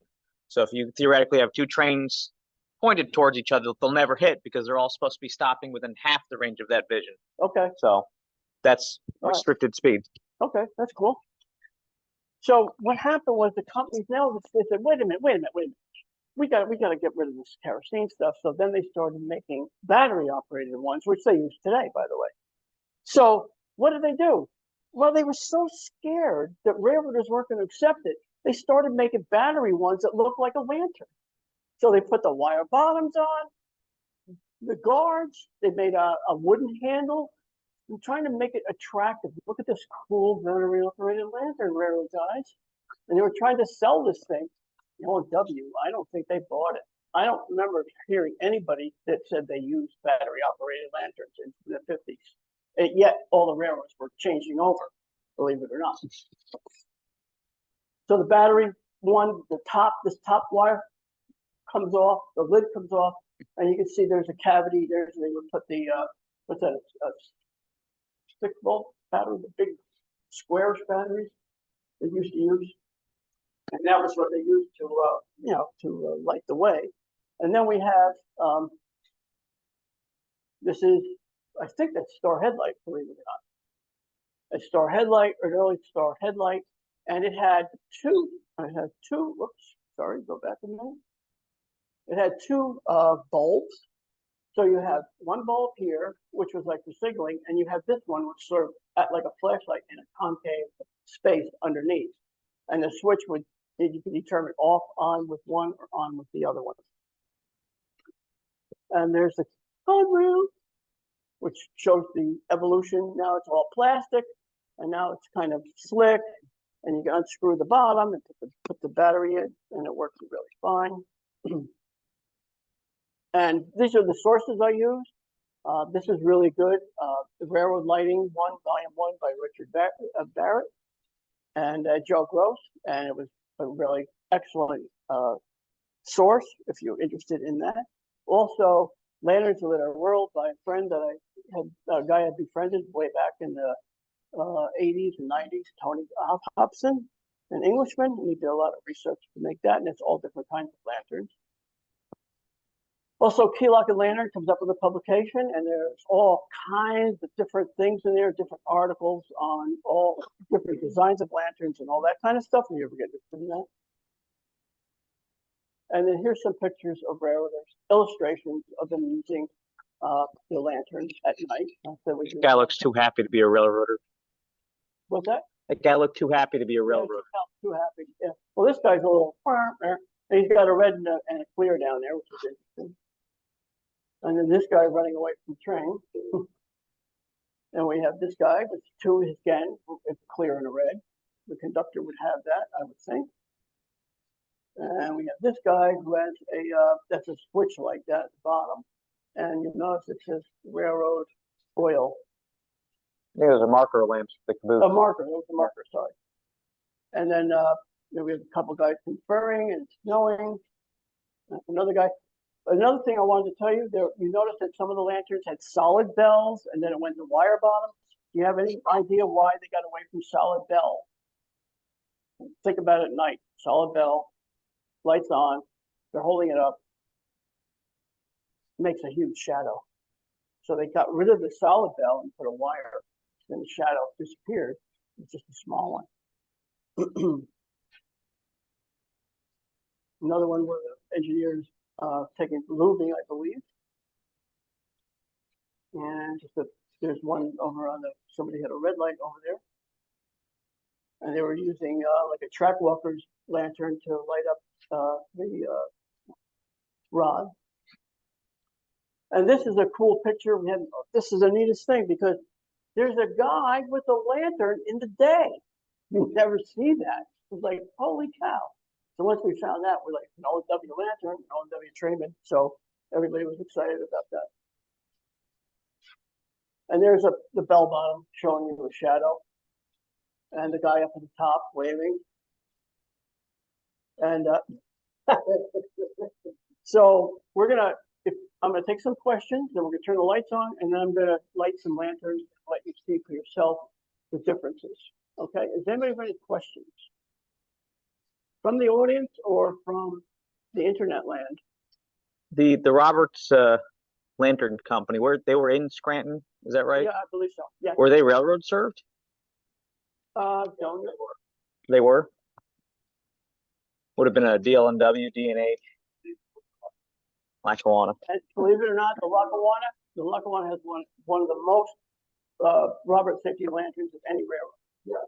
What was the mix of the O&W lanterns? Why did they buy from so many different I manufacturers? would have to be, my guess would be cost, and whoever was giving the best cost, say for 2 dozen, whoever could give us a lower number, got it.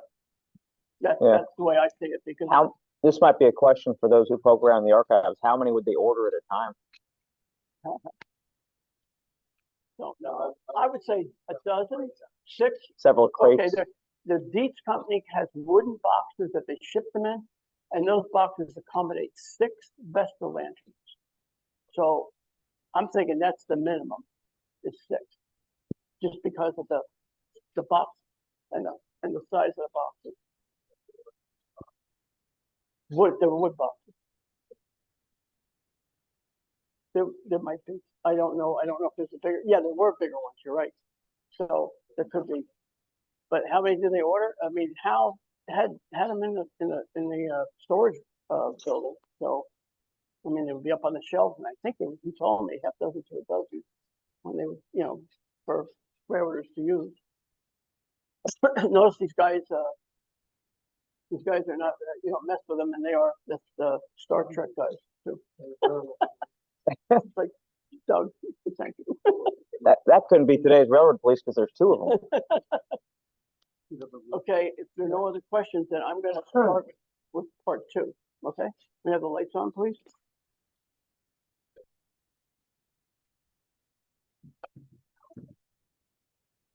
It's on.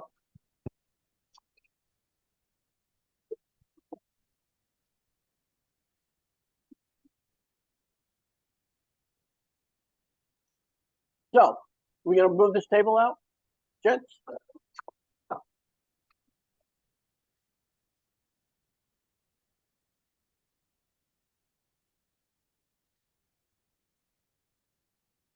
What's the word?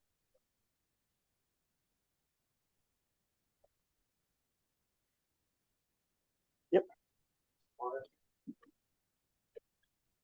Cool. Thank you. Nate. I'm going to turn this off for you. Yep, thank you. Okay, guys, so here I have some stuff that we're gonna look at these babies and just see how do they really work. So we're gonna start with the kerosene, what they call dead flame lantern, and then we're gonna look at the Vesta. Okay, and they have kerosene in them, so it's gonna be a little smelly, but here we go. So when I told you before, there's no outside wick turner, they would have to use the clips underneath to take the font out. You have to turn the wick turner to get the wick to come up so they can light it. And what happens is the fuel goes up the wick and then it hits the air and it turns into a gas. And the gas is what burns.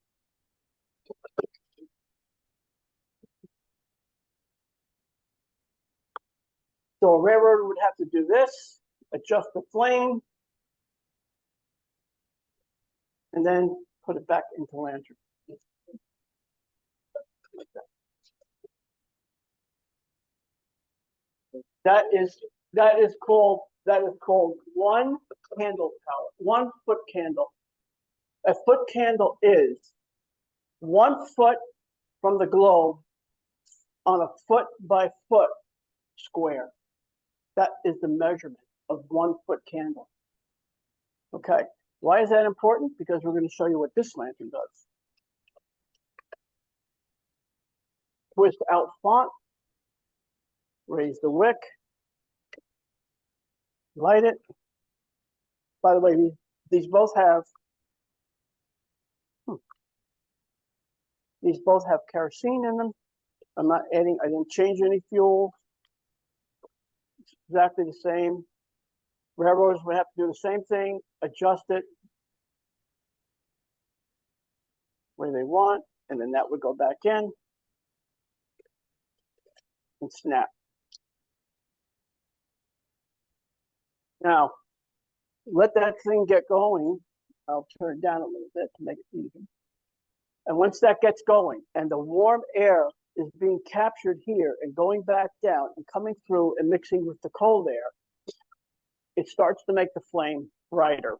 Now, you might not be able to see it in here. I see it. But you could, yeah. Ooh. Okay, so this is, thank you, this is 3-foot candle. So this has a transmission of 3 times this, same fuel. This is a borosilicate glass. It will not crack because that's how come the burn chamber is so much smaller. And this is bigger because that's what they, back in the day, for signal oil, that's what the size they had to do. But then they made it borosilicate so they could do this, which is pretty cool. And you can go outside and it will not crack.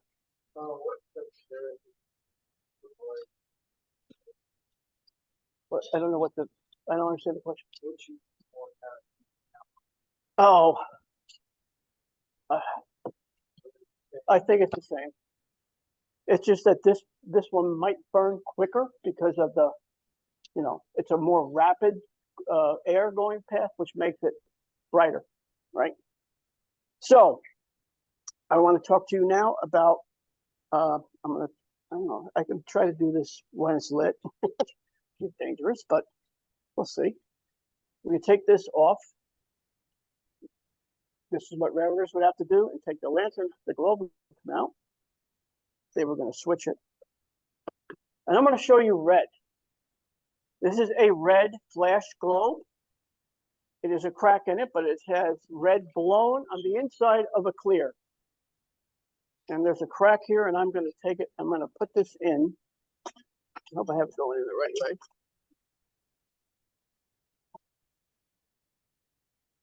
Okay. That looks like red. Yeah? Agreed? Watch what happens when I switch it 180 degrees.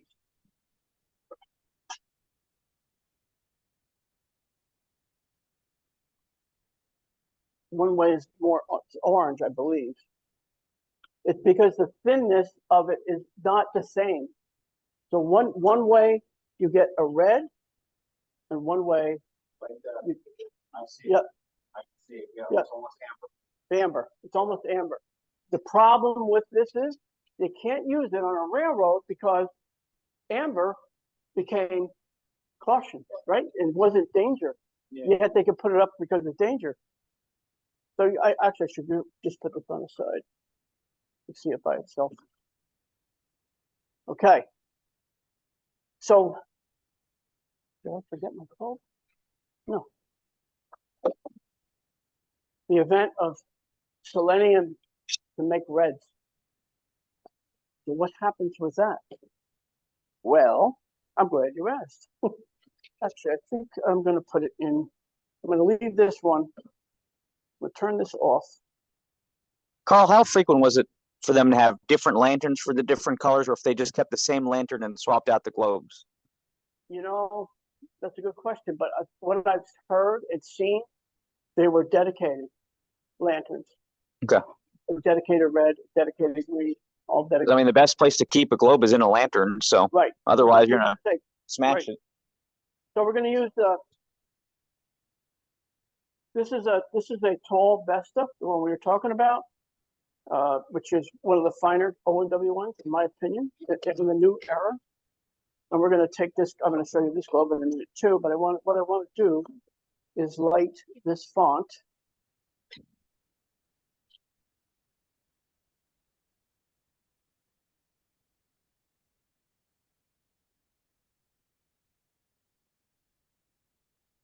What color is this? Teal blue.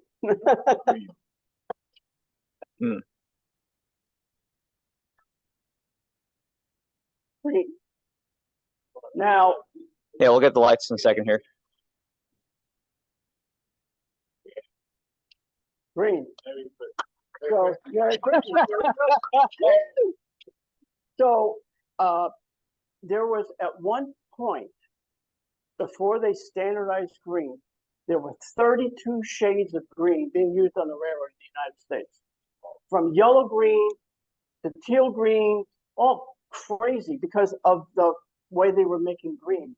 They didn't understand it. It's the transmission of light. Remember, these lanterns were made to be seen by and not to see with. So you're not looking at it, you're not lighting a lantern to read a book. It's a signal. So you'd have to be able to have the colors correct. And once they started with this and standardized across the United States, when you put that yellow flame in, that sucker is green. Pretty cool. Okay, now we're going to switch out.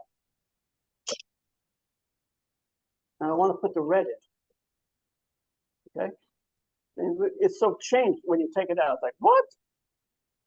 We're going to put the red in, selenium red. Close it up. The yellow looks amber. Yep. Yeah, very, very much so. Let me take a picture of It's huge. It's huge. Oh, yeah. Yep. I mean, it's like amazing the difference in colors. Can you see that? Yeah, it looks amber. Yep. Yeah, the other one looks amber.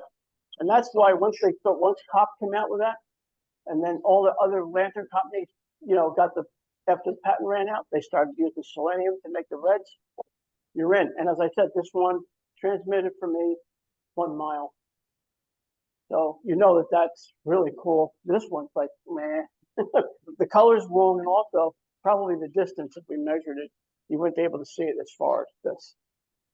The only other thing I brought up, I wanted to show you that. And so now we have the Conrail Jabberdo. And now we have, this is the Vice President of Transportation of the Susquehanna Railroad's lantern. And there it is right there, folks. And you can see how we talked about how it started with this technology, whale oil font. This is a little bit different setup. I don't know if I can get this thing to come out. It gets stuck. But this is the whale oil lantern, bracelet bell, bell bottom, because it's got a wider bell to sit down. From that to this. Pretty cool. Pretty cool. And I want to end with a quote.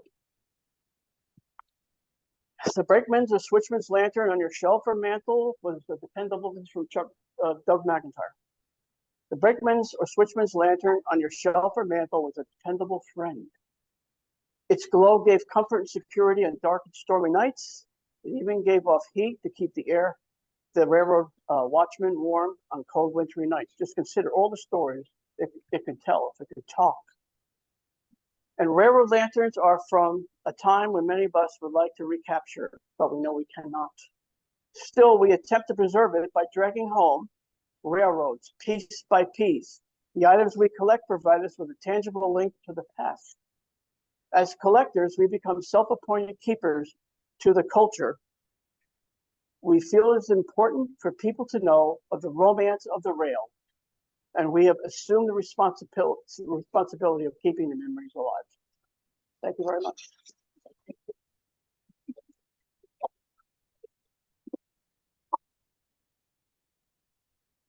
Sure, yeah, go ahead. Yeah, sure. Anybody wants to say anything?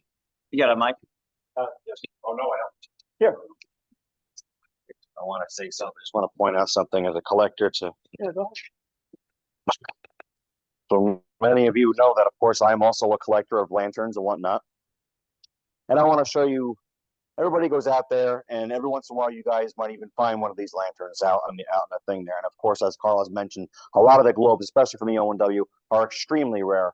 And what I'm about to tell you is a really good way of, like a little bit of a safety tip on how to properly handle the lantern when you find it. And I'll explain to you why. When you grab the lantern, when you pick them up, this is how you're going to pick them up. One hand on the hand, put your other hand on the bottom. So you have a firm grip on the lantern, okay? This way nothing can happen. Because God forbid, if you have a globe that's maybe a blue. There's only about 4 known Dietz Vesta O&W blues out there, okay? And a lot of other super rare globes. So, okay, so example, you pick up a lantern, you just grab the globe. It doesn't seem to be cracked or anything like that. Now, how many times have you seen guys just go like this?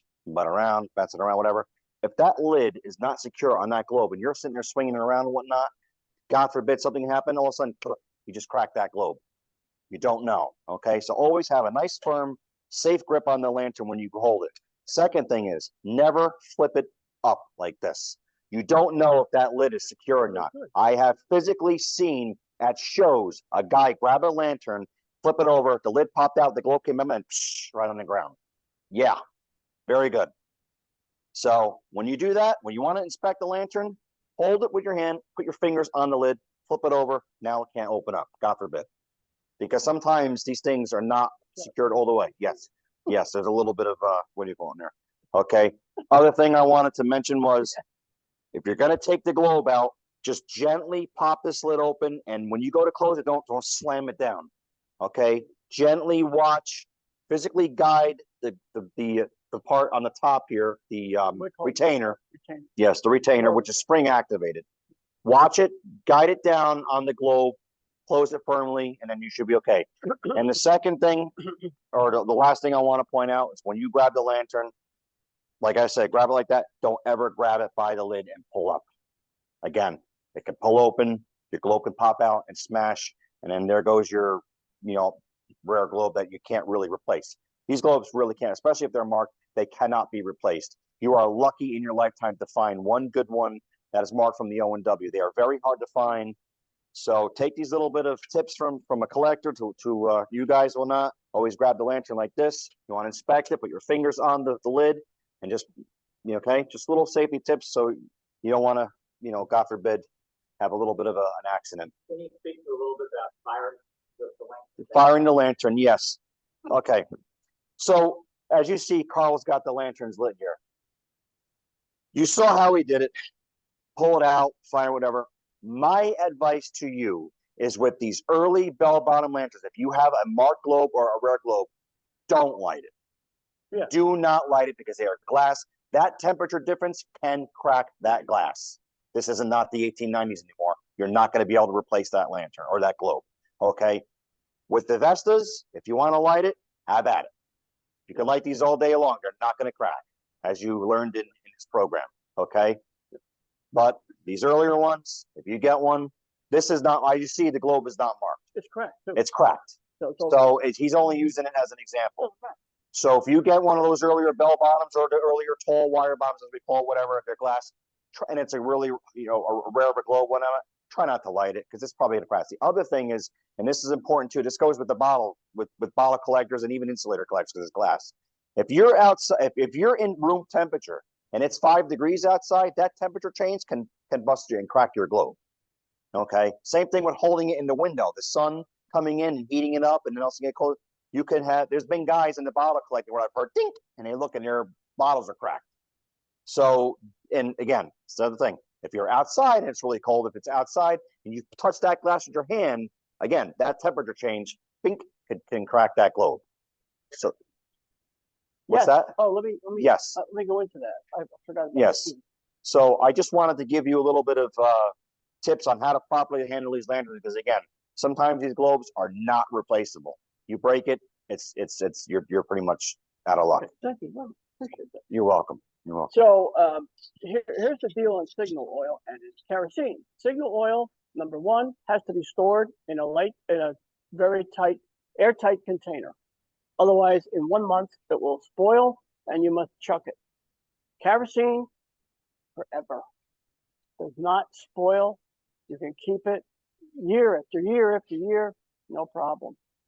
Because it's the way it's made, the material. It's like oil. It's almost like heating oil, basically, just a refined heating oil.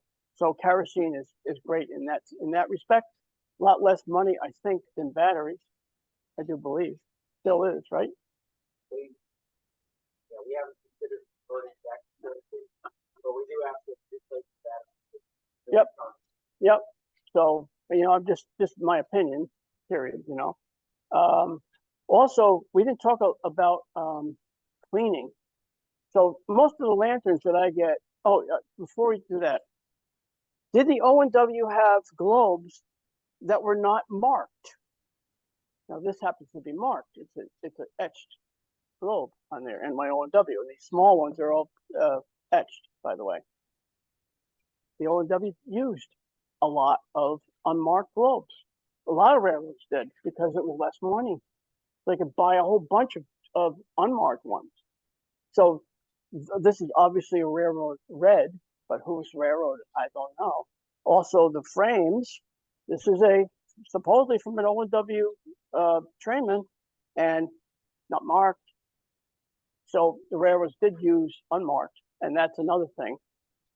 I personally don't put a lot of emphasis on the fact that this was owned by an O&W guy. I mean, it's cool, but monetarily speaking, it's the same as it would be if it wasn't an O&W one. The difference is how the railroad marked it. Because the railroad wanted to mark them so nobody would steal them. Of course, how do we get these? Think about it. So a lot of this stuff walked. I just have to say we're dealing with things that we're absconded with. Shall we say we acquired? They were acquired, right? So, The handle on that, you see that little dent on the handle frequently. Yep. Is that manufactured or is that okay? Yep. And for your thumb, the thumb, and then when you do that, this is stop, right? That's stop. The railroader sees that across the tracks. I mean, an engineer's backing up or something. That's stop. And there's one where I think this is go ahead. No, that's back up. Oh, back straight up and down is good. Take it ahead. Okay. So when you do that, your hand is here when you do the one which is back up. Yeah. So and Alan has told us that even though he's on a modern railroad, they had to know all the hand signals for night. Am I correct? Yeah, and I mean, just a point. You just got to think here. So most railroading is actually done at night. Most people don't see it. There's no pictures of it because all the photographers were out there during the day. But switch yards, freight trains making pickup setouts. Trains back then were pretty long, and there were no radios. And the only means of communication back in the day was brakeman to brakeman. You had a 5-man crew, and you might have 3 brakemen at different parts of the train relaying signals back and forth to the very rear of the train. And this was really the only means of communication for, can you imagine backing up a mile-long train and you have to look through a series of different, guys holding lights, basically. Yeah. And when you have to make a joint with the car or something like that, if you back up too quickly, I mean, the engineer is blind. When he backs up with the train, he can't see what's a mile behind him.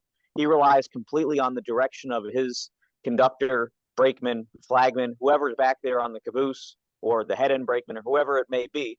And they'd have to relay all those signals, which is another reason back before radios why you had to have a 5-man crew. In the days of radios, wasn't as needed. You see the difference there?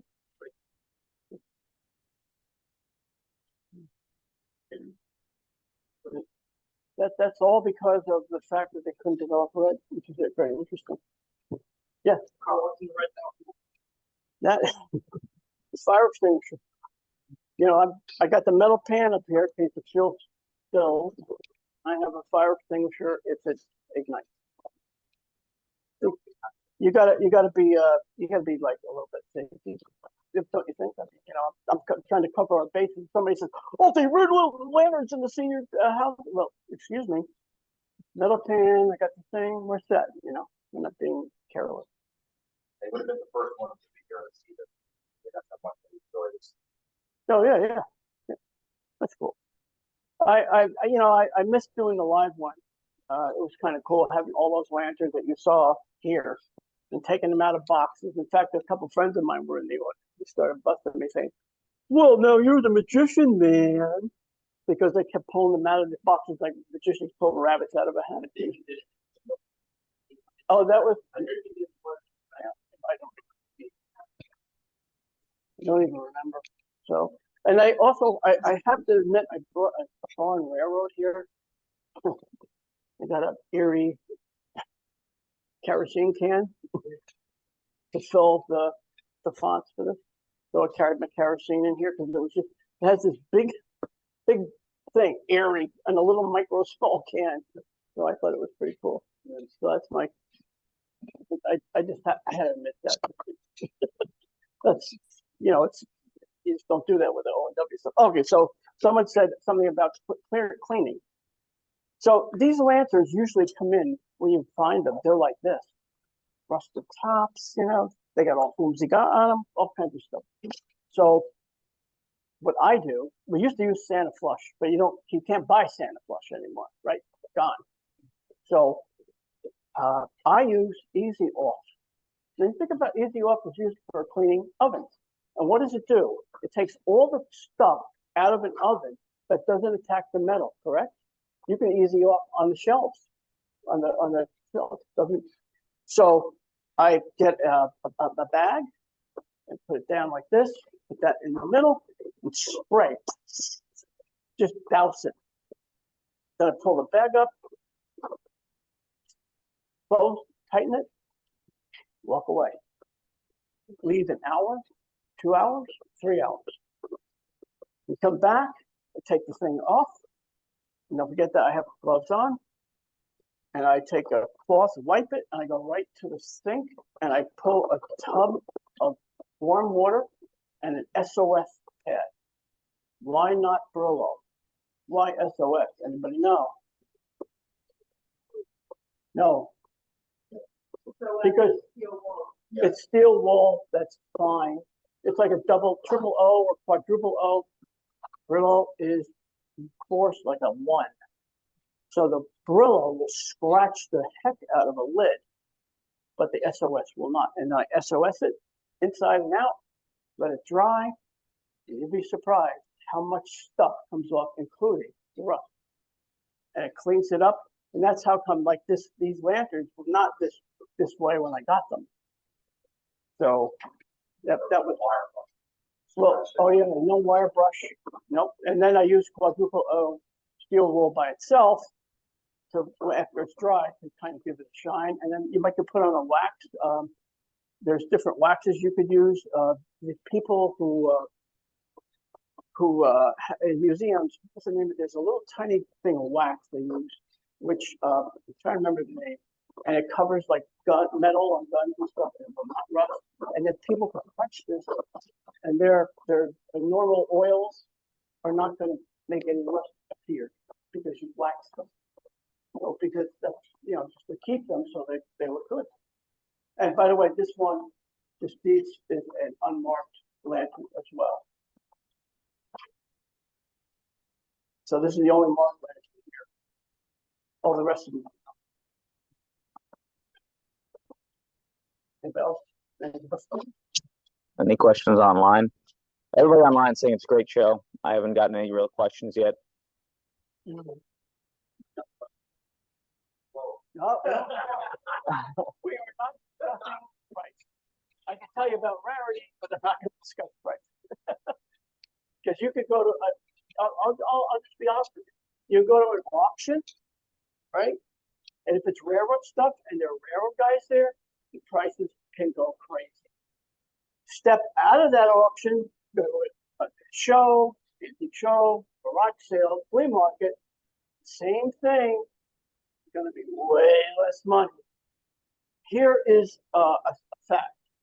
In the United States, the #1 collectible, that is all the people that collect or have to do with antiques, the #1 collectible is, anybody take a guess? Coins. Coins are #1. What do you think's #2? Jewelry. Jewelry is #2. Pardon me?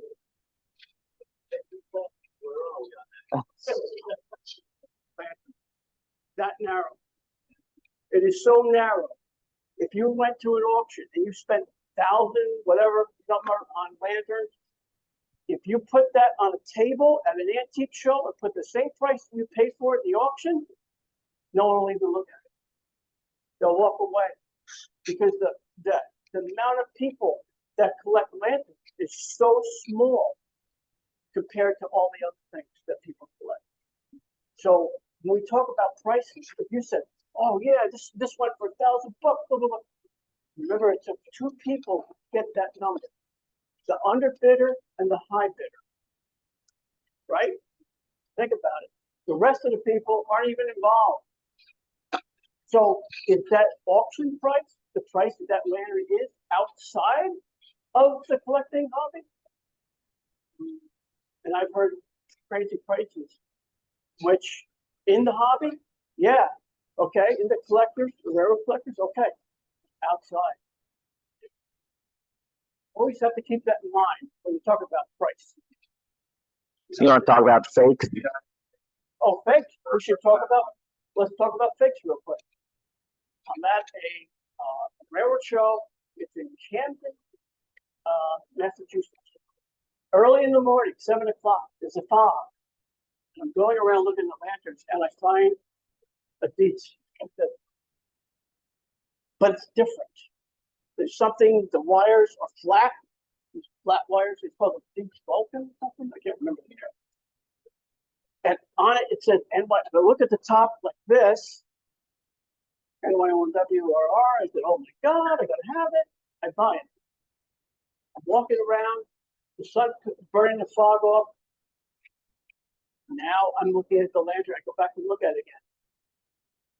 The letters, see, when you look at these lanterns, the letters are applied all at the same time. And when they're stamped, the spacings are correct. They're all the same. The letters are like this. So I looked at the lamp, I looked at the thing, and if I look at it this way, it's like this, like the ocean, because they were using straight dies on a curved lid. So they would take it and they'd slam in the NY, O, and the W, and you would see the letters would be hit, and it was also wavy. So I went back, and the gentleman that I bought the lantern from said, "Are you saying this is fake?" I absolutely am not. I'm saying it's not the style of lantern I made a mistake, and I'm like, and meanwhile, there's all these people gathering because I'm speaking pretty loud. And he said, "Well, okay," and he gave me the money back. There are other people who in the collecting world that said, "You should have kept it. You could show everybody." I don't want to pay out $300. Thank you very much. So there were fakes, and there are also fake loans. There was a gentleman in O&WRHS who made fake globes, and they would cast the color was wrong. If you look at the reds, if you look at this red, there's just something wrong about it. And he also cast these little 4 1/4 inch globes.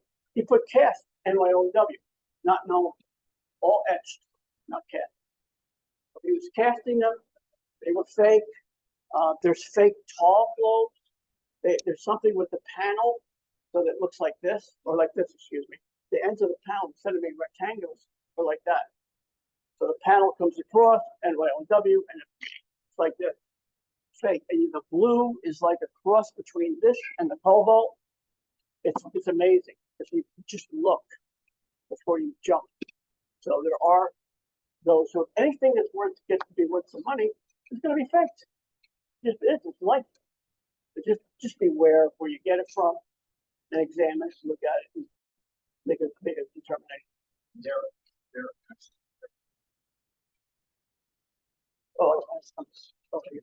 And there are ways to identify the fakes. A trained eye.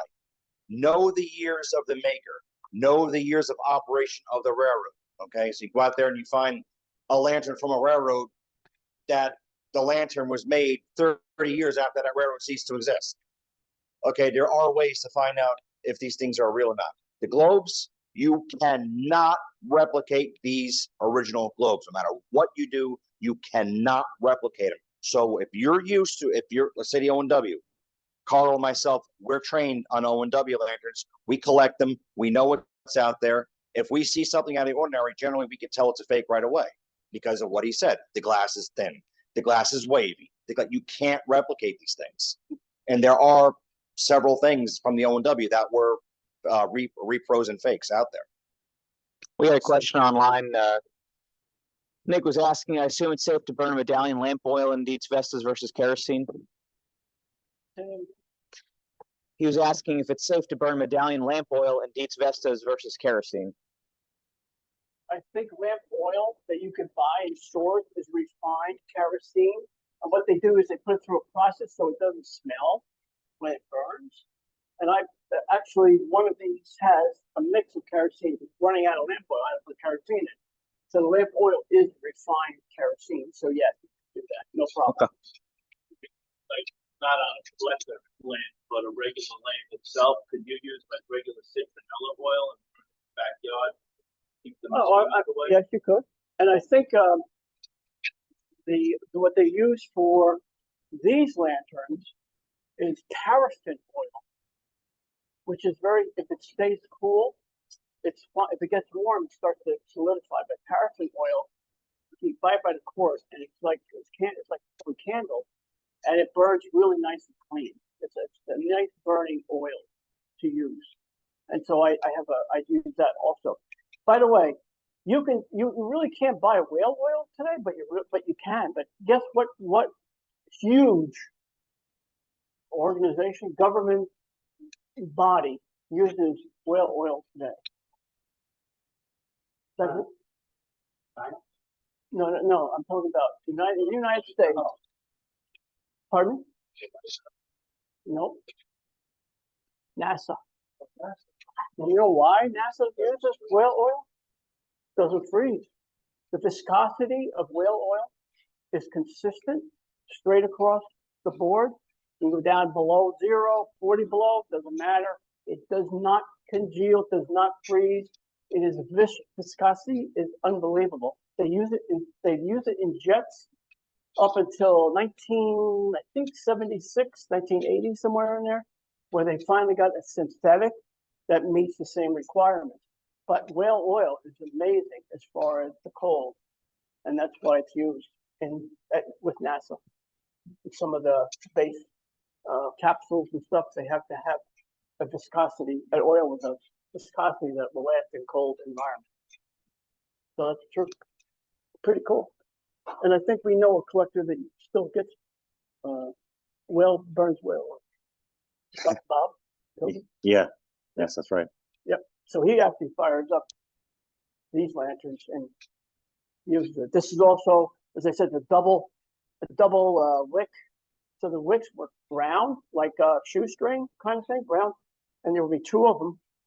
And again, that was because they thought that would be brighter. And these globes, this thing weighs like 3 times what these weigh, because the globe, the glass, is a 1/4 inch thick, 1/4 inch to 3/8, and it's free blown. There are no mold marks on this. So what they would do is take the gather, and they would use the blowpipe, and they'd be rolling it on this steel thing, and they would keep rolling it and making it so that sometimes you'll see them with like, that'd be like really weird the way the shape is, because they need a large chamber because of the hot whale oil when it would burn. Did they ever try going to 3 or 4 wicks, almost like razors these days? They go more and more blades. 2 didn't work that well.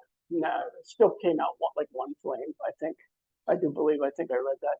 Just like the brass top, that didn't really heat up any faster or make the flame brighter. So. Yeah, by late 1890s, they did away with the brass top and they went to the regular tin top. Yeah. You see that with the D&H Canal Company lanterns right before the canal closed. And when they switched over globes from this to a 5 to a 5, it was 5 3/8 first before 6. This CT Ham company, no, Corning was already making 5 3/8 globes in 1870. The same time that our O&W had fixed globes, Corning was making 5 3/8 removable globes. So the technologies existed next to each other. The O&W was using these lanterns and these lanterns at the same time. According to my friends up north, they said, we always thought the stuff with the Southern Division, when they would get the new stuff, and the North Division would get the old stuff. They got the hand-me-downs. Yeah, that's what I heard. I can't say that that's true. But the O&W used both technologies at the same time. And it didn't change like today. It's so fast. It was so slow back in the day. It really was. When were the last kerosene burning lanterns used on railroads in this country? question. I don't know the answer. I don't know how you find that out, except to ask Google, maybe? I don't. I believe it was actually sometime in either the 1960s or even possibly the 1970s, because the Erie and the Lackawanna merged in 1960, and there are kerosene lanterns that are marked Erie Lackawanna. Okay, Well, there you go. There you Penn go. Central. Penn Central. So there you go. Yeah. That's 1960s. So Yeah. yeah, 68. So Yeah. I'm almost positive it was sometime in the 1970s. Yeah. Yeah, I think it's 70 sound right to me. Yes. Yep. Yep. Yes. No, No. absolutely not at not. all. And we Yeah, we like, do even know. today, Alan was saying they have to replace the batteries. Like, And there's a difference because, you know, there's a signaling aspect and there's the flashlight aspect of it. right. Because, you know, lanterns aren't exactly the best flashlights. You can't really direct it unless you get one of the lanterns that you can would have the concave.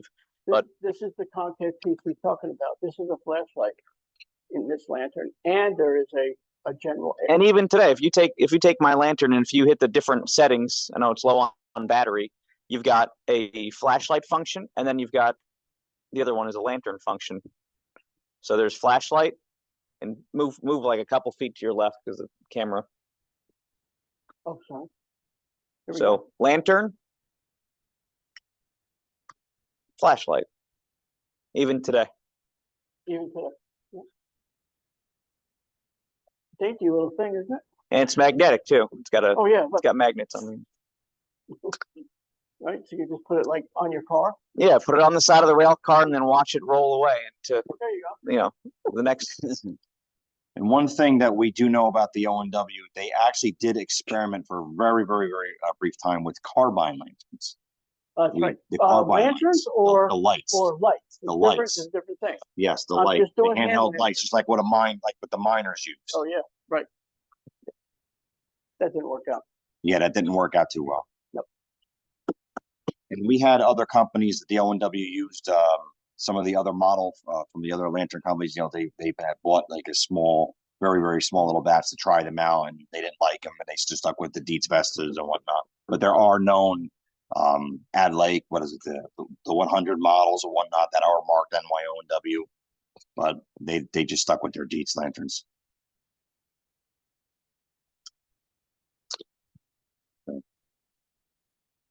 Earl, do you have anything else to add? I'm done. Thank you. That was an excellent program.